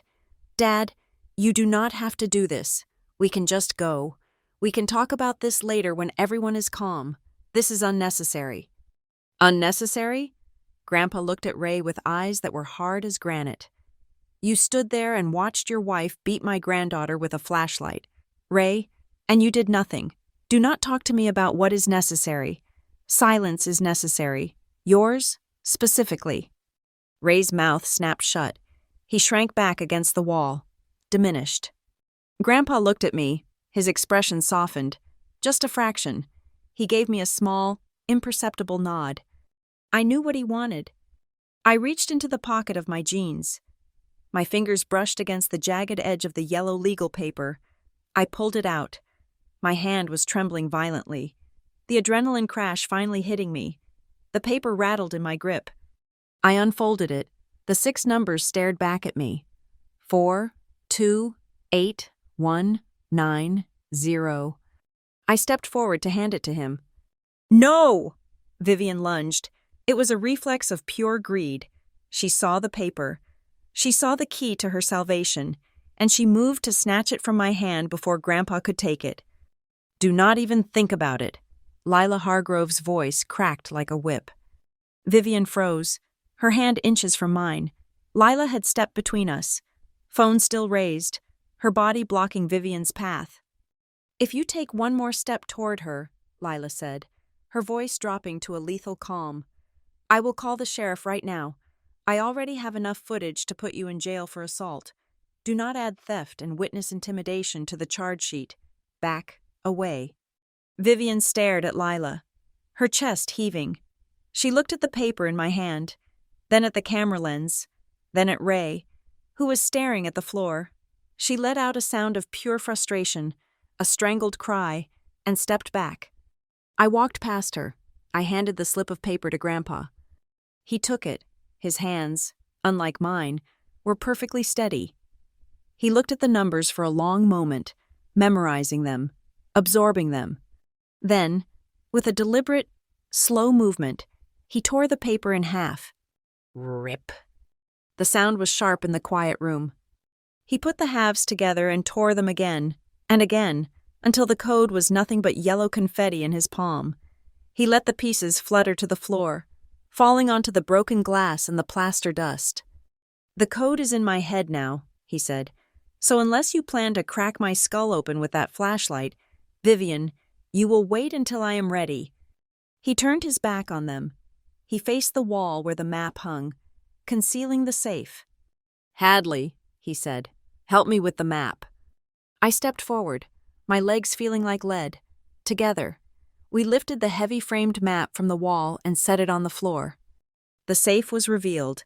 It was a dull, gray steel square set into the wall, its digital keypad looking incongruous in the old farmhouse. It looked impenetrable. It looked like Judgment Day. Grandpa leaned his cane against the desk. He reached out, his index finger hovering over the keypad. "You wanted the truth," he whispered. "Here it is." He began to type. Beep, beep, beep. The sound of the keys echoed in the silence, each beep a countdown to the end of the world as they knew it. We lifted the heavy frame of the topographic map together, setting it gently against the baseboard. Behind it, the wall safe sat like a steel scar in the plaster, cold and industrial against the warmth of the vintage wallpaper. The room went so quiet that the only sound was the dry shuffle of Grandpa's shoes as he adjusted his stance, leaning his weight onto his good leg so he could free up his hands. He did not rush. He punched in the 6 digits slowly, one by one, the electronic beep sounding like the tolling of a very small, very final bell. 4, 2, 8, 1, 9, 0. He treated the keypad not like a lock, but like he was typing out a sentence. There was a heavy mechanical thunk of bolts retracting, followed by the groan of a hinge that had not been oiled in a decade. The heavy steel door swung open. The atmosphere in the room tightened. I could feel the collective intake of breath behind me. Vivian leaned forward, her eyes wide and hungry, expecting stacks of cash or bonds. Ray craned his neck, looking for the deed, the red-stamped paper that meant ownership. I found myself holding my breath, thinking of the will, wondering if my name was actually there or if this was all a bluff. But the first thing Grandpa reached for was not paper. It was a small, black plastic object. He turned and held it up, a USB drive. He handed it to Lila Hargrove. She accepted it with a gloved hand, treating it like a piece of forensic evidence. "This drive," Lila announced, her voice cutting through the tension, "contains audio recordings taken from the living room and kitchen over the last 12 months. It documents multiple conversations where Mrs. Vivian Pierce explicitly coerced Elliot to, quote, divide the land before you die so we can avoid taxes, and threatened to put him in a state facility if he did not comply." Vivian's face went white. She opened her mouth to speak, but no sound came out. She looked like a fish pulled onto a dock. Grandpa turned back to the safe. He reached in with both hands this time and pulled out a thick, expandable file folder that was bursting at the seams. He dropped it onto the desk with a heavy, dull thud that shook the lamp. The label on the front was handwritten in thick black marker. Pierce Family Debt. Ledger. 2004 to present. He opened the flap. Inside was a chaotic but chronological history of financial bleeding.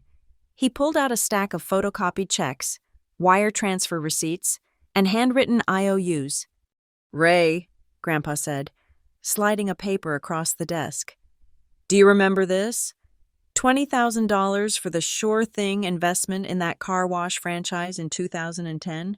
The one that never opened? Ray stared at the paper, his face flushing a deep, humiliating red. And this, Grandpa continued, pulling out another stack. Vivian, $12,000 for medical expenses that coincided exactly with your trip to Cabo San Lucas. $15,000 for the kitchen renovation you said was emergency repairs. $10,000 for Logan's tuition that he never saw because he took out student loans anyway. The numbers hung in the air, massive and suffocating. That was a gift, Vivian shrieked, finding her voice. You gave that to us. We are family. You help family. Look at the memo line, Grandpa said, his voice like ice. Every single one says loan. Every single one is marked in my ledger as unpaid. I did not give you a life, Vivian. I financed a lifestyle you could not afford, and I kept the receipts. He did not let them recover. He reached back into the safe and pulled out a plain white envelope. He pulled out a sheaf of printed emails. These, he said, holding them up so Ray could see the headers, are the emails between your wife and the realty group in town, dated 3 months ago. He read from the top page. Subject: listing timeline. Body: the old man is failing fast. We expect to have power of attorney within the quarter. Please prepare the listing for the full 80 acres. We want to move quickly before the granddaughter causes trouble. I felt a cold chill ripple through me. They had been selling the ground out from under his feet while he was still walking on it. Ray looked at Vivian. You talked to a realtor? You told me you were just asking about appraisals for tax reasons. Vivian ignored him, her eyes fixed on the safe, terrified of what else was coming out of that metal box. Then came the heavy artillery. Grandpa reached deep into the back of the safe and pulled out a blue legal binder, sealed with a red wax stamp on the string tie. The cover read, "The Pierce Farm Conservation Trust." This, Grandpa said, tapping the cover, is the reason you will never, ever sell this land. He untied the string. Signed, notarized, and filed with the state 6 months ago. This document transfers the title of the farm, the house, and all standing structures into an irrevocable trust. Upon my death or incapacitation, the trust activates. He looked directly at Vivian. The sole trustee is Hadley Knight. The beneficiary is the land itself. The terms state that the property cannot be subdivided, mortgaged, or sold for commercial development for a period of 100 years. It locks the deed in a steel box that you do not have the key to. Vivian let out a strangled noise and lunged forward, her hand clawing for the binder. Give me that! Lila Hargrove moved faster than I thought possible. She stepped in and intercepted Vivian's hand, catching her wrist in midair. Do not touch that document, Lila warned, her voice low and dangerous. That is a legal instrument. Attempting to destroy it is a felony, and even if you tear it up, the original is filed at the county clerk's office. You are fighting a ghost, Mrs. Pierce. The ink is already dry. Vivian snatched her hand back, breathing hard, looking around the room as if the walls were closing in on her. Grandpa was not done. He reached in again and pulled out a yellow document, an old will. He opened it to the last page, where Ray's name had been. This was the will you wanted, he said to Ray. The one that left everything to my only son. He turned the page around. Across the text, in thick red ink, was the word revoked, stamped over and over again. Next to it was a lawyer's note. Removed due to demonstrated pattern of financial abuse and undue influence. I wanted to leave it to you, Ray, Grandpa said, his voice cracking slightly, the first sign of emotion he had shown. I really did, but I could not give you a gun when I knew you would just hand it to her so she could shoot me. Ray put his face in his hands. He made no sound, but his shoulders shook. Then, Grandpa pulled out a simple cream-colored envelope with my name written on it in his shaky handwriting. He did not open it. He just handed it to me. Read it later, he said softly. But know this, I did not pick you because you are perfect. Hadley, I did not pick you because you are a soldier. I picked you because in 30 years, you are the only person who ever walked through my front door without your hand held out for money. You came here to hide, but you ended up being the only one who stood guard. I took the envelope, my throat tight. I felt tears pricking the corners of my eyes, but I refused to let them fall. Logan, who had been silent near the door, suddenly spoke up. His face was ashen. "Is it real?" he asked, his voice sounding very young. "The debt? The loans? Mom told me. She told me Grandpa was hoarding money. She said he had millions sitting in accounts while we struggled. She said the gym money was just our share." Lila turned to him. "I have audited the accounts myself. Logan, there are no millions. Your grandfather lives on a pension and the farm income. The money your mother borrowed over the years, that was his savings. That was the money for a new roof. That was the money for his care. She drained it dry." Logan looked at his mother. It was a look of total devastation. He realized that the villain in the story was not the grumpy old man in the farmhouse, but the woman standing next to him in the trench coat. "You lied to me," Logan whispered. "You made me come here to bully him for money he did not have." Vivian did not look at him. She was staring at the safe, shaking her head, muttering something about fairness and rights. Grandpa reached into the safe one last time. He pulled out a small, fireproof metal box, the size of a lunchbox. He set it on the desk and popped the latch. Inside, there was no money. There were no deeds. He pulled out a few black and white photographs of my grandmother. He pulled out a tarnished silver ring, Grandma's wedding band. And finally, he pulled out a small, leather-bound pocket notebook. He held it up. "This," he said to Vivian, "is my diary. I started keeping it 5 years ago. Every time you came over here and cried about how poor you were, I wrote it down. Every time you told the neighbors I was losing my mind, I wrote it down. Every time you tried to rewrite history to make yourself the victim, I wrote down the truth." He dropped the notebook onto the pile of evidence. The debt ledger, the USB drive, the trust, the revoked will. It was a mountain of proof, a physical manifestation of 20 years of greed colliding with a brick wall. "There is no treasure, Vivian," Grandpa said. His voice was tired now, stripped of anger, left only with a hollow finality. "There is no secret fortune. The only thing in this safe is the record of what you already took." He grabbed the heavy steel door of the safe. With a grunt of effort, he swung it shut. Clang. The sound was final. It echoed through the house, vibrating in the floorboards. He spun the locking mechanism, sealing the empty chamber. "This isn't a bank vault you were robbed of," he said, looking her dead in the eye. "It is a receipt, and you have been paid in full." The clang of the safe door closing was the sound of a gavel hitting the block. Final and absolute, but Vivian Pierce did not respect courtrooms, and she certainly did not respect the judgment of a man she considered senile. She stared at the steel face of the safe for a heartbeat, her chest heaving, and then she exploded. "This is a trick!" she screamed, spinning around to face us. Her face was blotchy, her expensive makeup running into the creases of her eyes. "That trust is a fraud. You manipulated him. You have been whispering in his ear for months, haven't you? You brainwashed him into turning against his own son, against his own flesh and blood." She pointed a shaking finger at me, her voice rising to a register that grated against the nerves like broken glass. "You planted those papers, Hadley.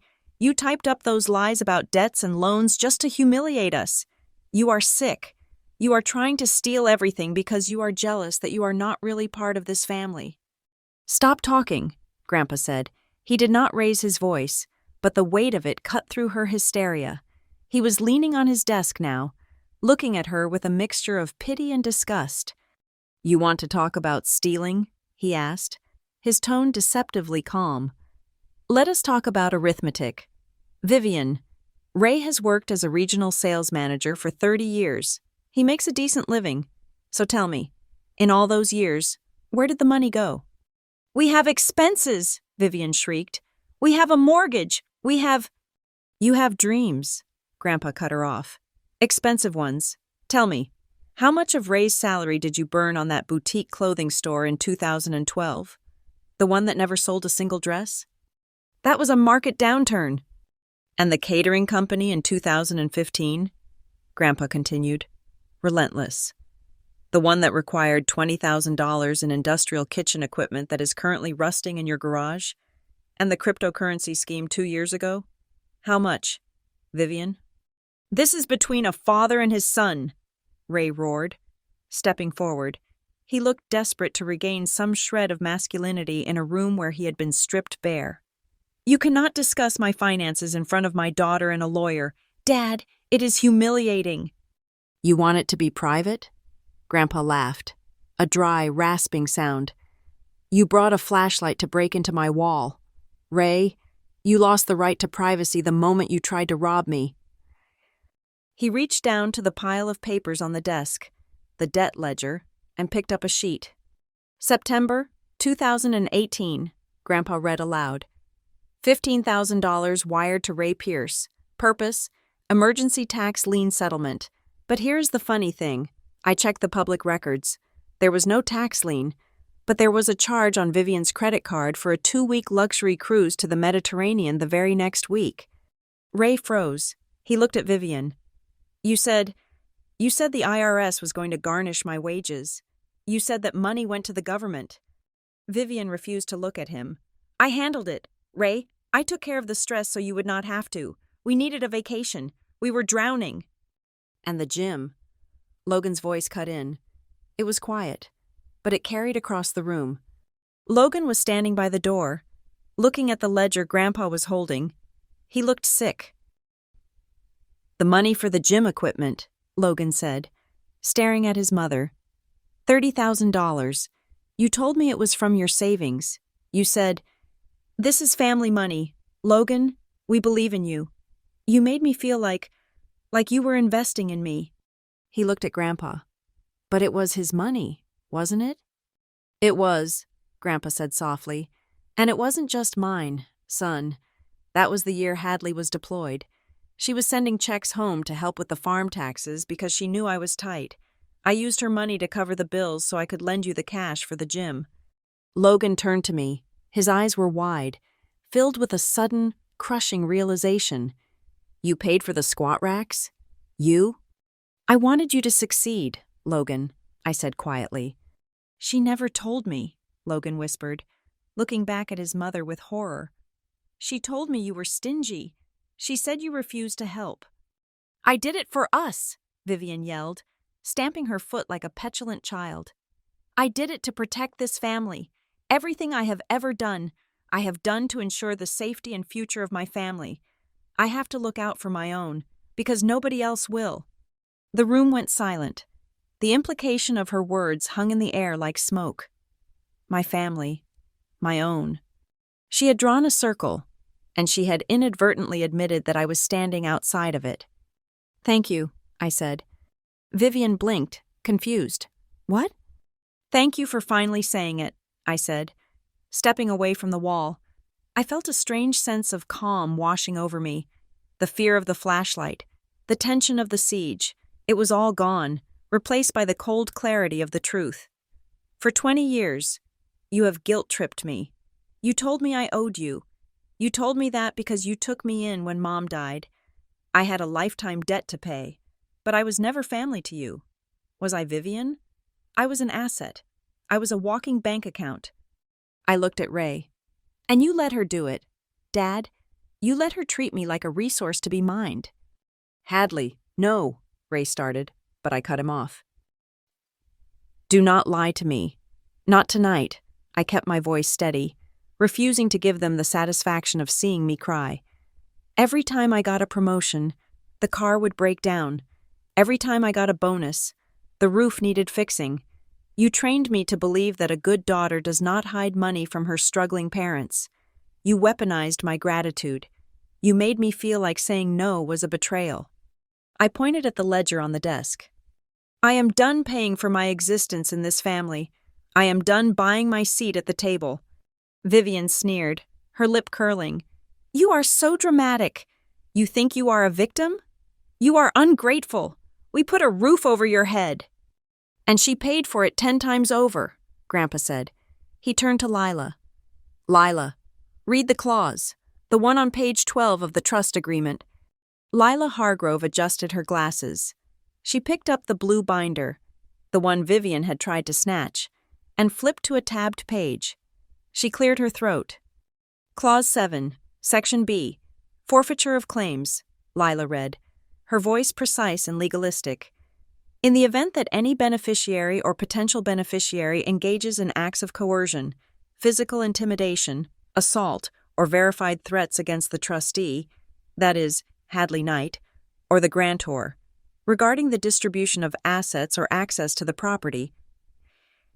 Lila paused, looking up over her glasses at Vivian. Such individual shall be immediately and permanently disqualified from receiving any benefit, financial or otherwise, from the estate of Elliot Pierce. Furthermore, any existing debts owed to the estate by said individual shall become immediately due and payable. The silence that followed was absolute. Vivian's mouth opened, then closed. She looked at the flashlight sitting on the table, the weapon she had swung at my head less than 20 minutes ago. She looked at the hole in the wall. She looked at the camera in Lila's hand, which was still recording. You cannot do that, Vivian whispered. That is a trap. You swung a weapon at my granddaughter, Grandpa said, his voice hard as iron. You put your hands on her. Lila has it on video.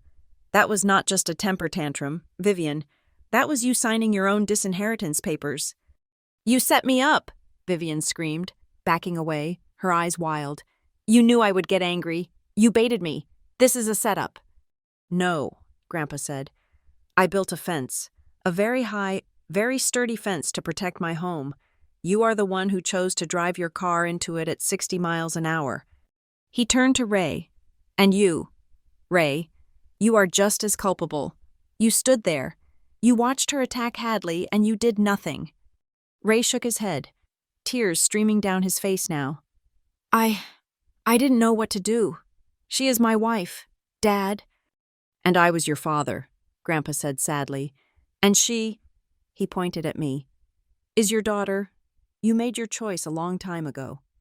Grandpa picked up a piece of paper from the safe, a copy of a letter.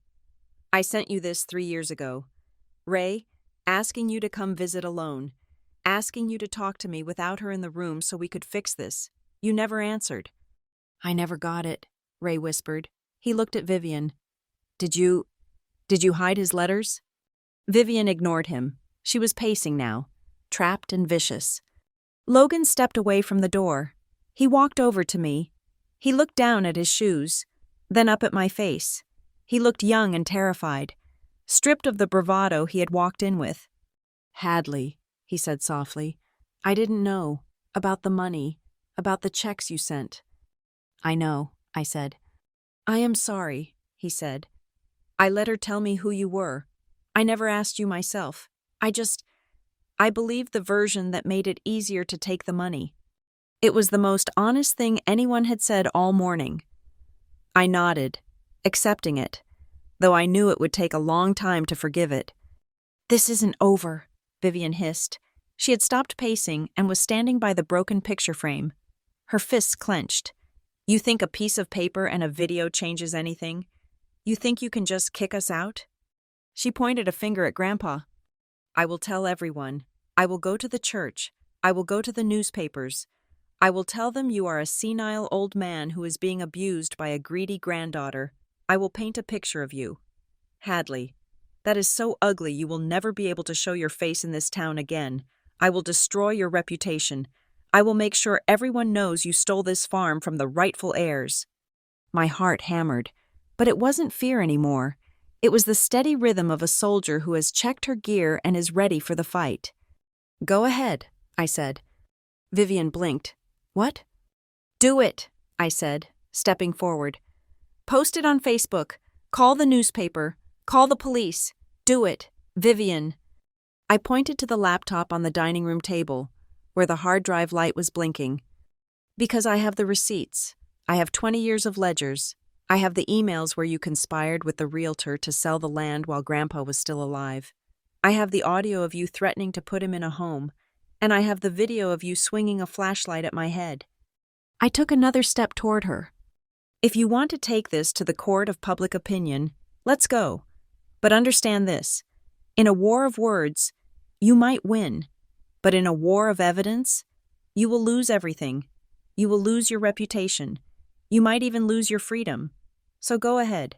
Strike the match." Vivian stared at me. For the first time in my life, I saw her truly look at me, not as an obstacle, not as a bank account, but as a threat she could not bully. She looked at Ray, who was broken and weeping silently. She looked at Logan, who had turned his back on her. She looked at Grandpa, who was standing like a stone wall. She realized she had no ammunition left. She snatched her purse from the entry table. She grabbed her coat, shaking off the plaster dust. "Ray," she barked, "we are leaving." Ray hesitated, looking at Grandpa. "Go," Grandpa said softly. "Go with her, Ray. It is who you are." Ray slumped, defeated. He turned and followed his wife, a shadow following a storm. Vivian paused at the door. She did not look back at Grandpa. She looked at me. Her eyes were dry, cold, and filled with a venom that would last a lifetime. She leaned in, just enough for me to hear, her voice a serpentine whisper. "You think you won today," she said, "but you didn't win anything. You just burned the bridge while you were still standing on it. You do not know what you just started." She turned and walked out into the gray morning.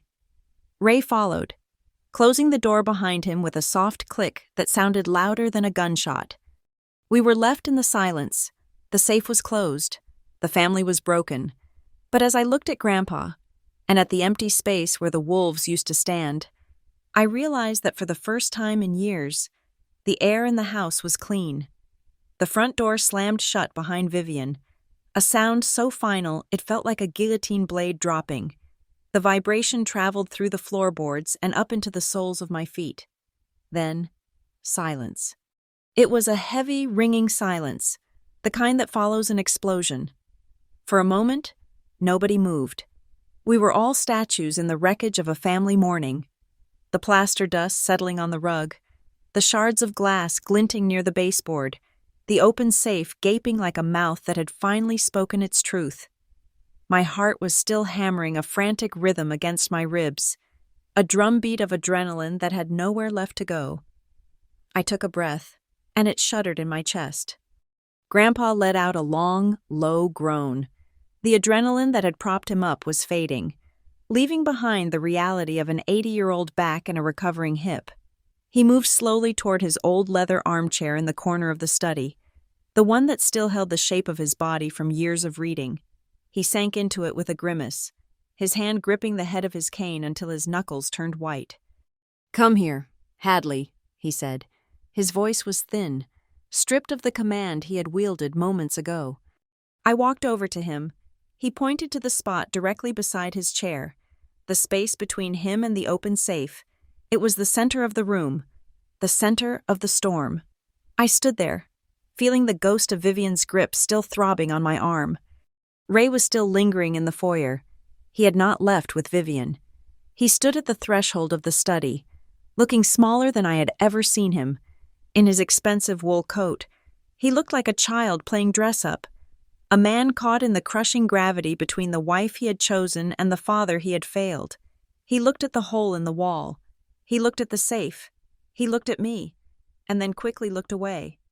"Dad," Ray started, his voice trembling. I do not know what to say." Grandpa looked at him.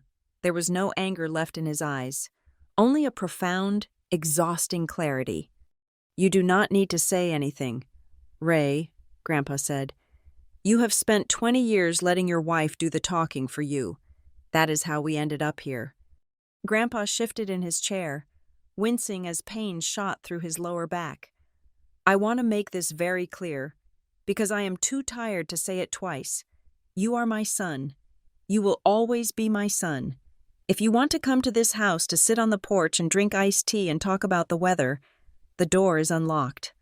He paused, raising a finger. "But if you ever walk through that door with her again, or if you ever open your mouth to ask for a single dime on her behalf, the door stays locked, and next time, it will not just be a deadbolt, it will be a restraining order. Do you understand me? Ray flinched. She is my wife. Dad, I cannot just cut her off. I did not ask you to divorce her, Grandpa said softly. I asked you to keep her war out of my house. You choose where you sleep, Ray, but I choose who enters my sanctuary. Ray nodded slowly, defeated. He leaned against the doorframe, looking like a man who had just realized his house was built on sand. Logan was standing a few feet behind Ray. He had been quiet for a long time. He looked at me, his face pale and young. The arrogance he sometimes wore like armor was gone, stripped away by the revelation of the ledger. Logan, Grandpa said, turning his gaze to his grandson. Logan straightened up, looking terrified. I have a different offer for you, Grandpa said. You are young enough to fix this. You got dragged into a scheme you did not understand because you trusted your mother. I can forgive that. Once. Grandpa gestured to the room, to the farm beyond the window. If you want to be part of this family, the real family, not the bank account, you are welcome here. But the relationship starts from zero today. No loans, no business plans, no inheritance talk. You come here to be my grandson, or you do not come at all. Can you handle that? Logan looked at the empty safe, then at his mother's husband, who was staring at the floor. He swallowed hard. I can... Logan whispered. He looked at me. I am sorry.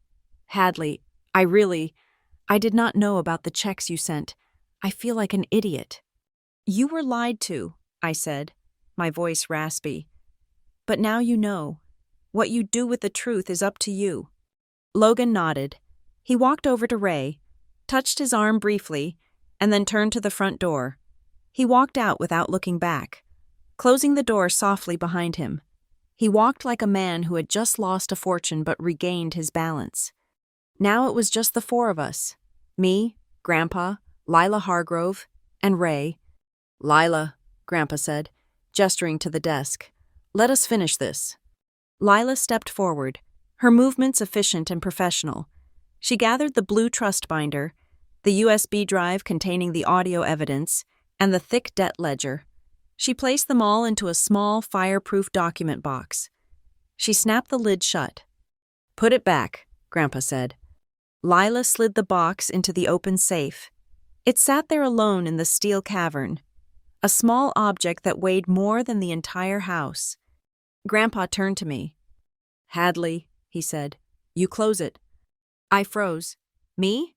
You, he said. You are the trustee. You are the guardian. It is your turn. I stepped up to the safe.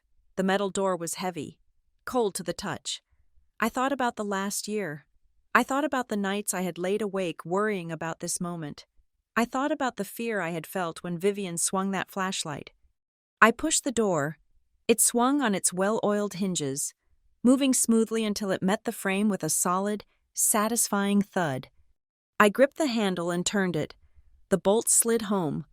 Clunk, clunk, locking the mechanism. The sound was different this time. It was not the sound of a cage closing. It was the sound of a perimeter being secured. It was the sound of safety. I spun the digital dial, scrambling the connection. It is done, I whispered. Dad, Ray spoke up from the doorway. His voice was stronger now, tinged with a desperate need to salvage his dignity. Look, I know Vivian got out of hand. I know she should not have pushed Hadley. But you have to admit, you two provoked this. You locked us out. You hid things. If you had just been open with us, none of this violence would have happened. I could have handled it quietly. I felt a flash of heat in my chest. It was not anger. It was something hotter, cleaner. It was the absolute refusal to accept one more lie. I turned to face my father. No, I said. Ray blinked. What? Do not do that, I said, walking toward him until I was standing right in front of him. Do not rewrite this. We did not provoke her. We said no. That is not a provocation. Ray, that is a boundary. The violence happened because you and your wife decided that no was a word you could beat out of us with a flashlight. I did not hit anyone, Ray protested weakly. I tried to stop her. You watched, I said, my voice trembling with the force of the truth I had held back for years. You stood there, Dad, when she screamed at me.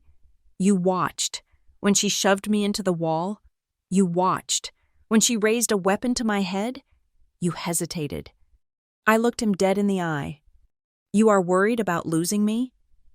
You did not lose me because of what Vivian did. You lost me because you stood there and let her do it. You chose your side. You chose silence. And that costs more than money. Ray opened his mouth, but no words came out. He looked at Grandpa, hoping for a reprieve. But Grandpa just looked down at his hands. There was no defense. There was no both sides. There was just the cold, hard fact of his inaction. Ray looked around the room one last time, as if looking for the version of the story where he was the hero. He did not find it. I will call you, Ray muttered. Give it time, Grandpa said without looking up. Ray turned and walked out. We heard his footsteps on the porch, heavy and slow. Then the sound of his car engine starting. He drove away, taking his denial with him. Lila Hargrove let out a long breath. She snapped her briefcase shut. Well, she said, that was the most dramatic closing argument I have ever seen. She looked at me and smiled. A genuine, tired smile. You did good, Hadley. But listen to me. This is the quiet before the next storm. Vivian will try to file motions. She might try to sue for emotional distress. She might try to challenge the trust. But from this moment on, every step she takes is into a minefield of her own making. We have the evidence. We have the law. You just keep living your life. Thank you, Lila, I said, for everything. It is my job, she said, but it was a pleasure to see the good guys win one. She squeezed Grandpa's shoulder gently, then let herself out. The house was finally quiet, really quiet. Grandpa sat in his chair, staring at the closed safe. The map was still on the floor, leaving the steel box exposed in the wall. The dent in the plaster next to it was a jagged reminder of how close we had come to disaster. Are you okay? I asked, kneeling beside his chair. He looked at me. His eyes were watery, rimmed with red. I am tired, Hadley. I am tired of fighting my own blood. He reached out and took my hand. His fingers were rough, calloused from a lifetime of work. Are you scared? He asked. Do you think she will come back? Yes, I admitted. I think she will try. I think she hates losing more than she loves money. But what? But I am not scared like I was before, I said. Before, I was scared that maybe I was doing something wrong. Maybe I was stealing from them. Maybe I was the villain. But now, I know what I am protecting. Grandpa nodded. He squeezed my hand. You need to remember this, he said, his voice fierce and low. You never stood near that safe to take anything out. You stood there to keep the wolves out. You are not a thief. Hadley, you are a sentry. I chose you, not because you are perfect, but because you are the only one who realized that this house isn't an asset. It is a home. I looked around the room. I saw the broken glass. I saw the hole in the wall. I felt the throb in my arm where the bruises were already darkening. But for the first time, I did not feel like a victim who had been dragged into a fight. I felt like a soldier who had held the line. I protected it, I whispered. You did, Grandpa said. You saved us. He groaned as he shifted his weight. Now, help me up. I need a cup of tea, and I think I have had enough of this room for one lifetime. I stood up and offered him my arm. He gripped it, my good arm, and pulled himself up. He leaned heavily on his cane, but he stood tall. We walked to the door of the study together. At the threshold, I paused. I looked back into the room. The afternoon light was fading, casting long shadows across the floor. The safe sat there in the wall, a gray steel box that held the wreckage of a family and the salvation of a home. It looked peaceful now, silent. I reached for the light switch.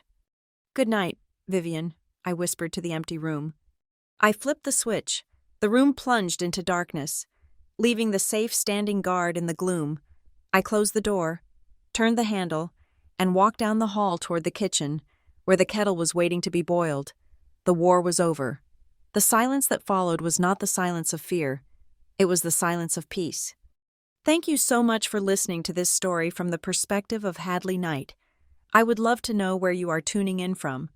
Are you listening while driving, cooking dinner, or maybe relaxing after a long day? Please leave a comment below to share your thoughts and connect with others. If you enjoyed seeing the wolves finally get shut out, please make sure to subscribe to the channel Lila Revenge Stories, like this video, and smash that like button so we can get this story out to more people who need to see justice served.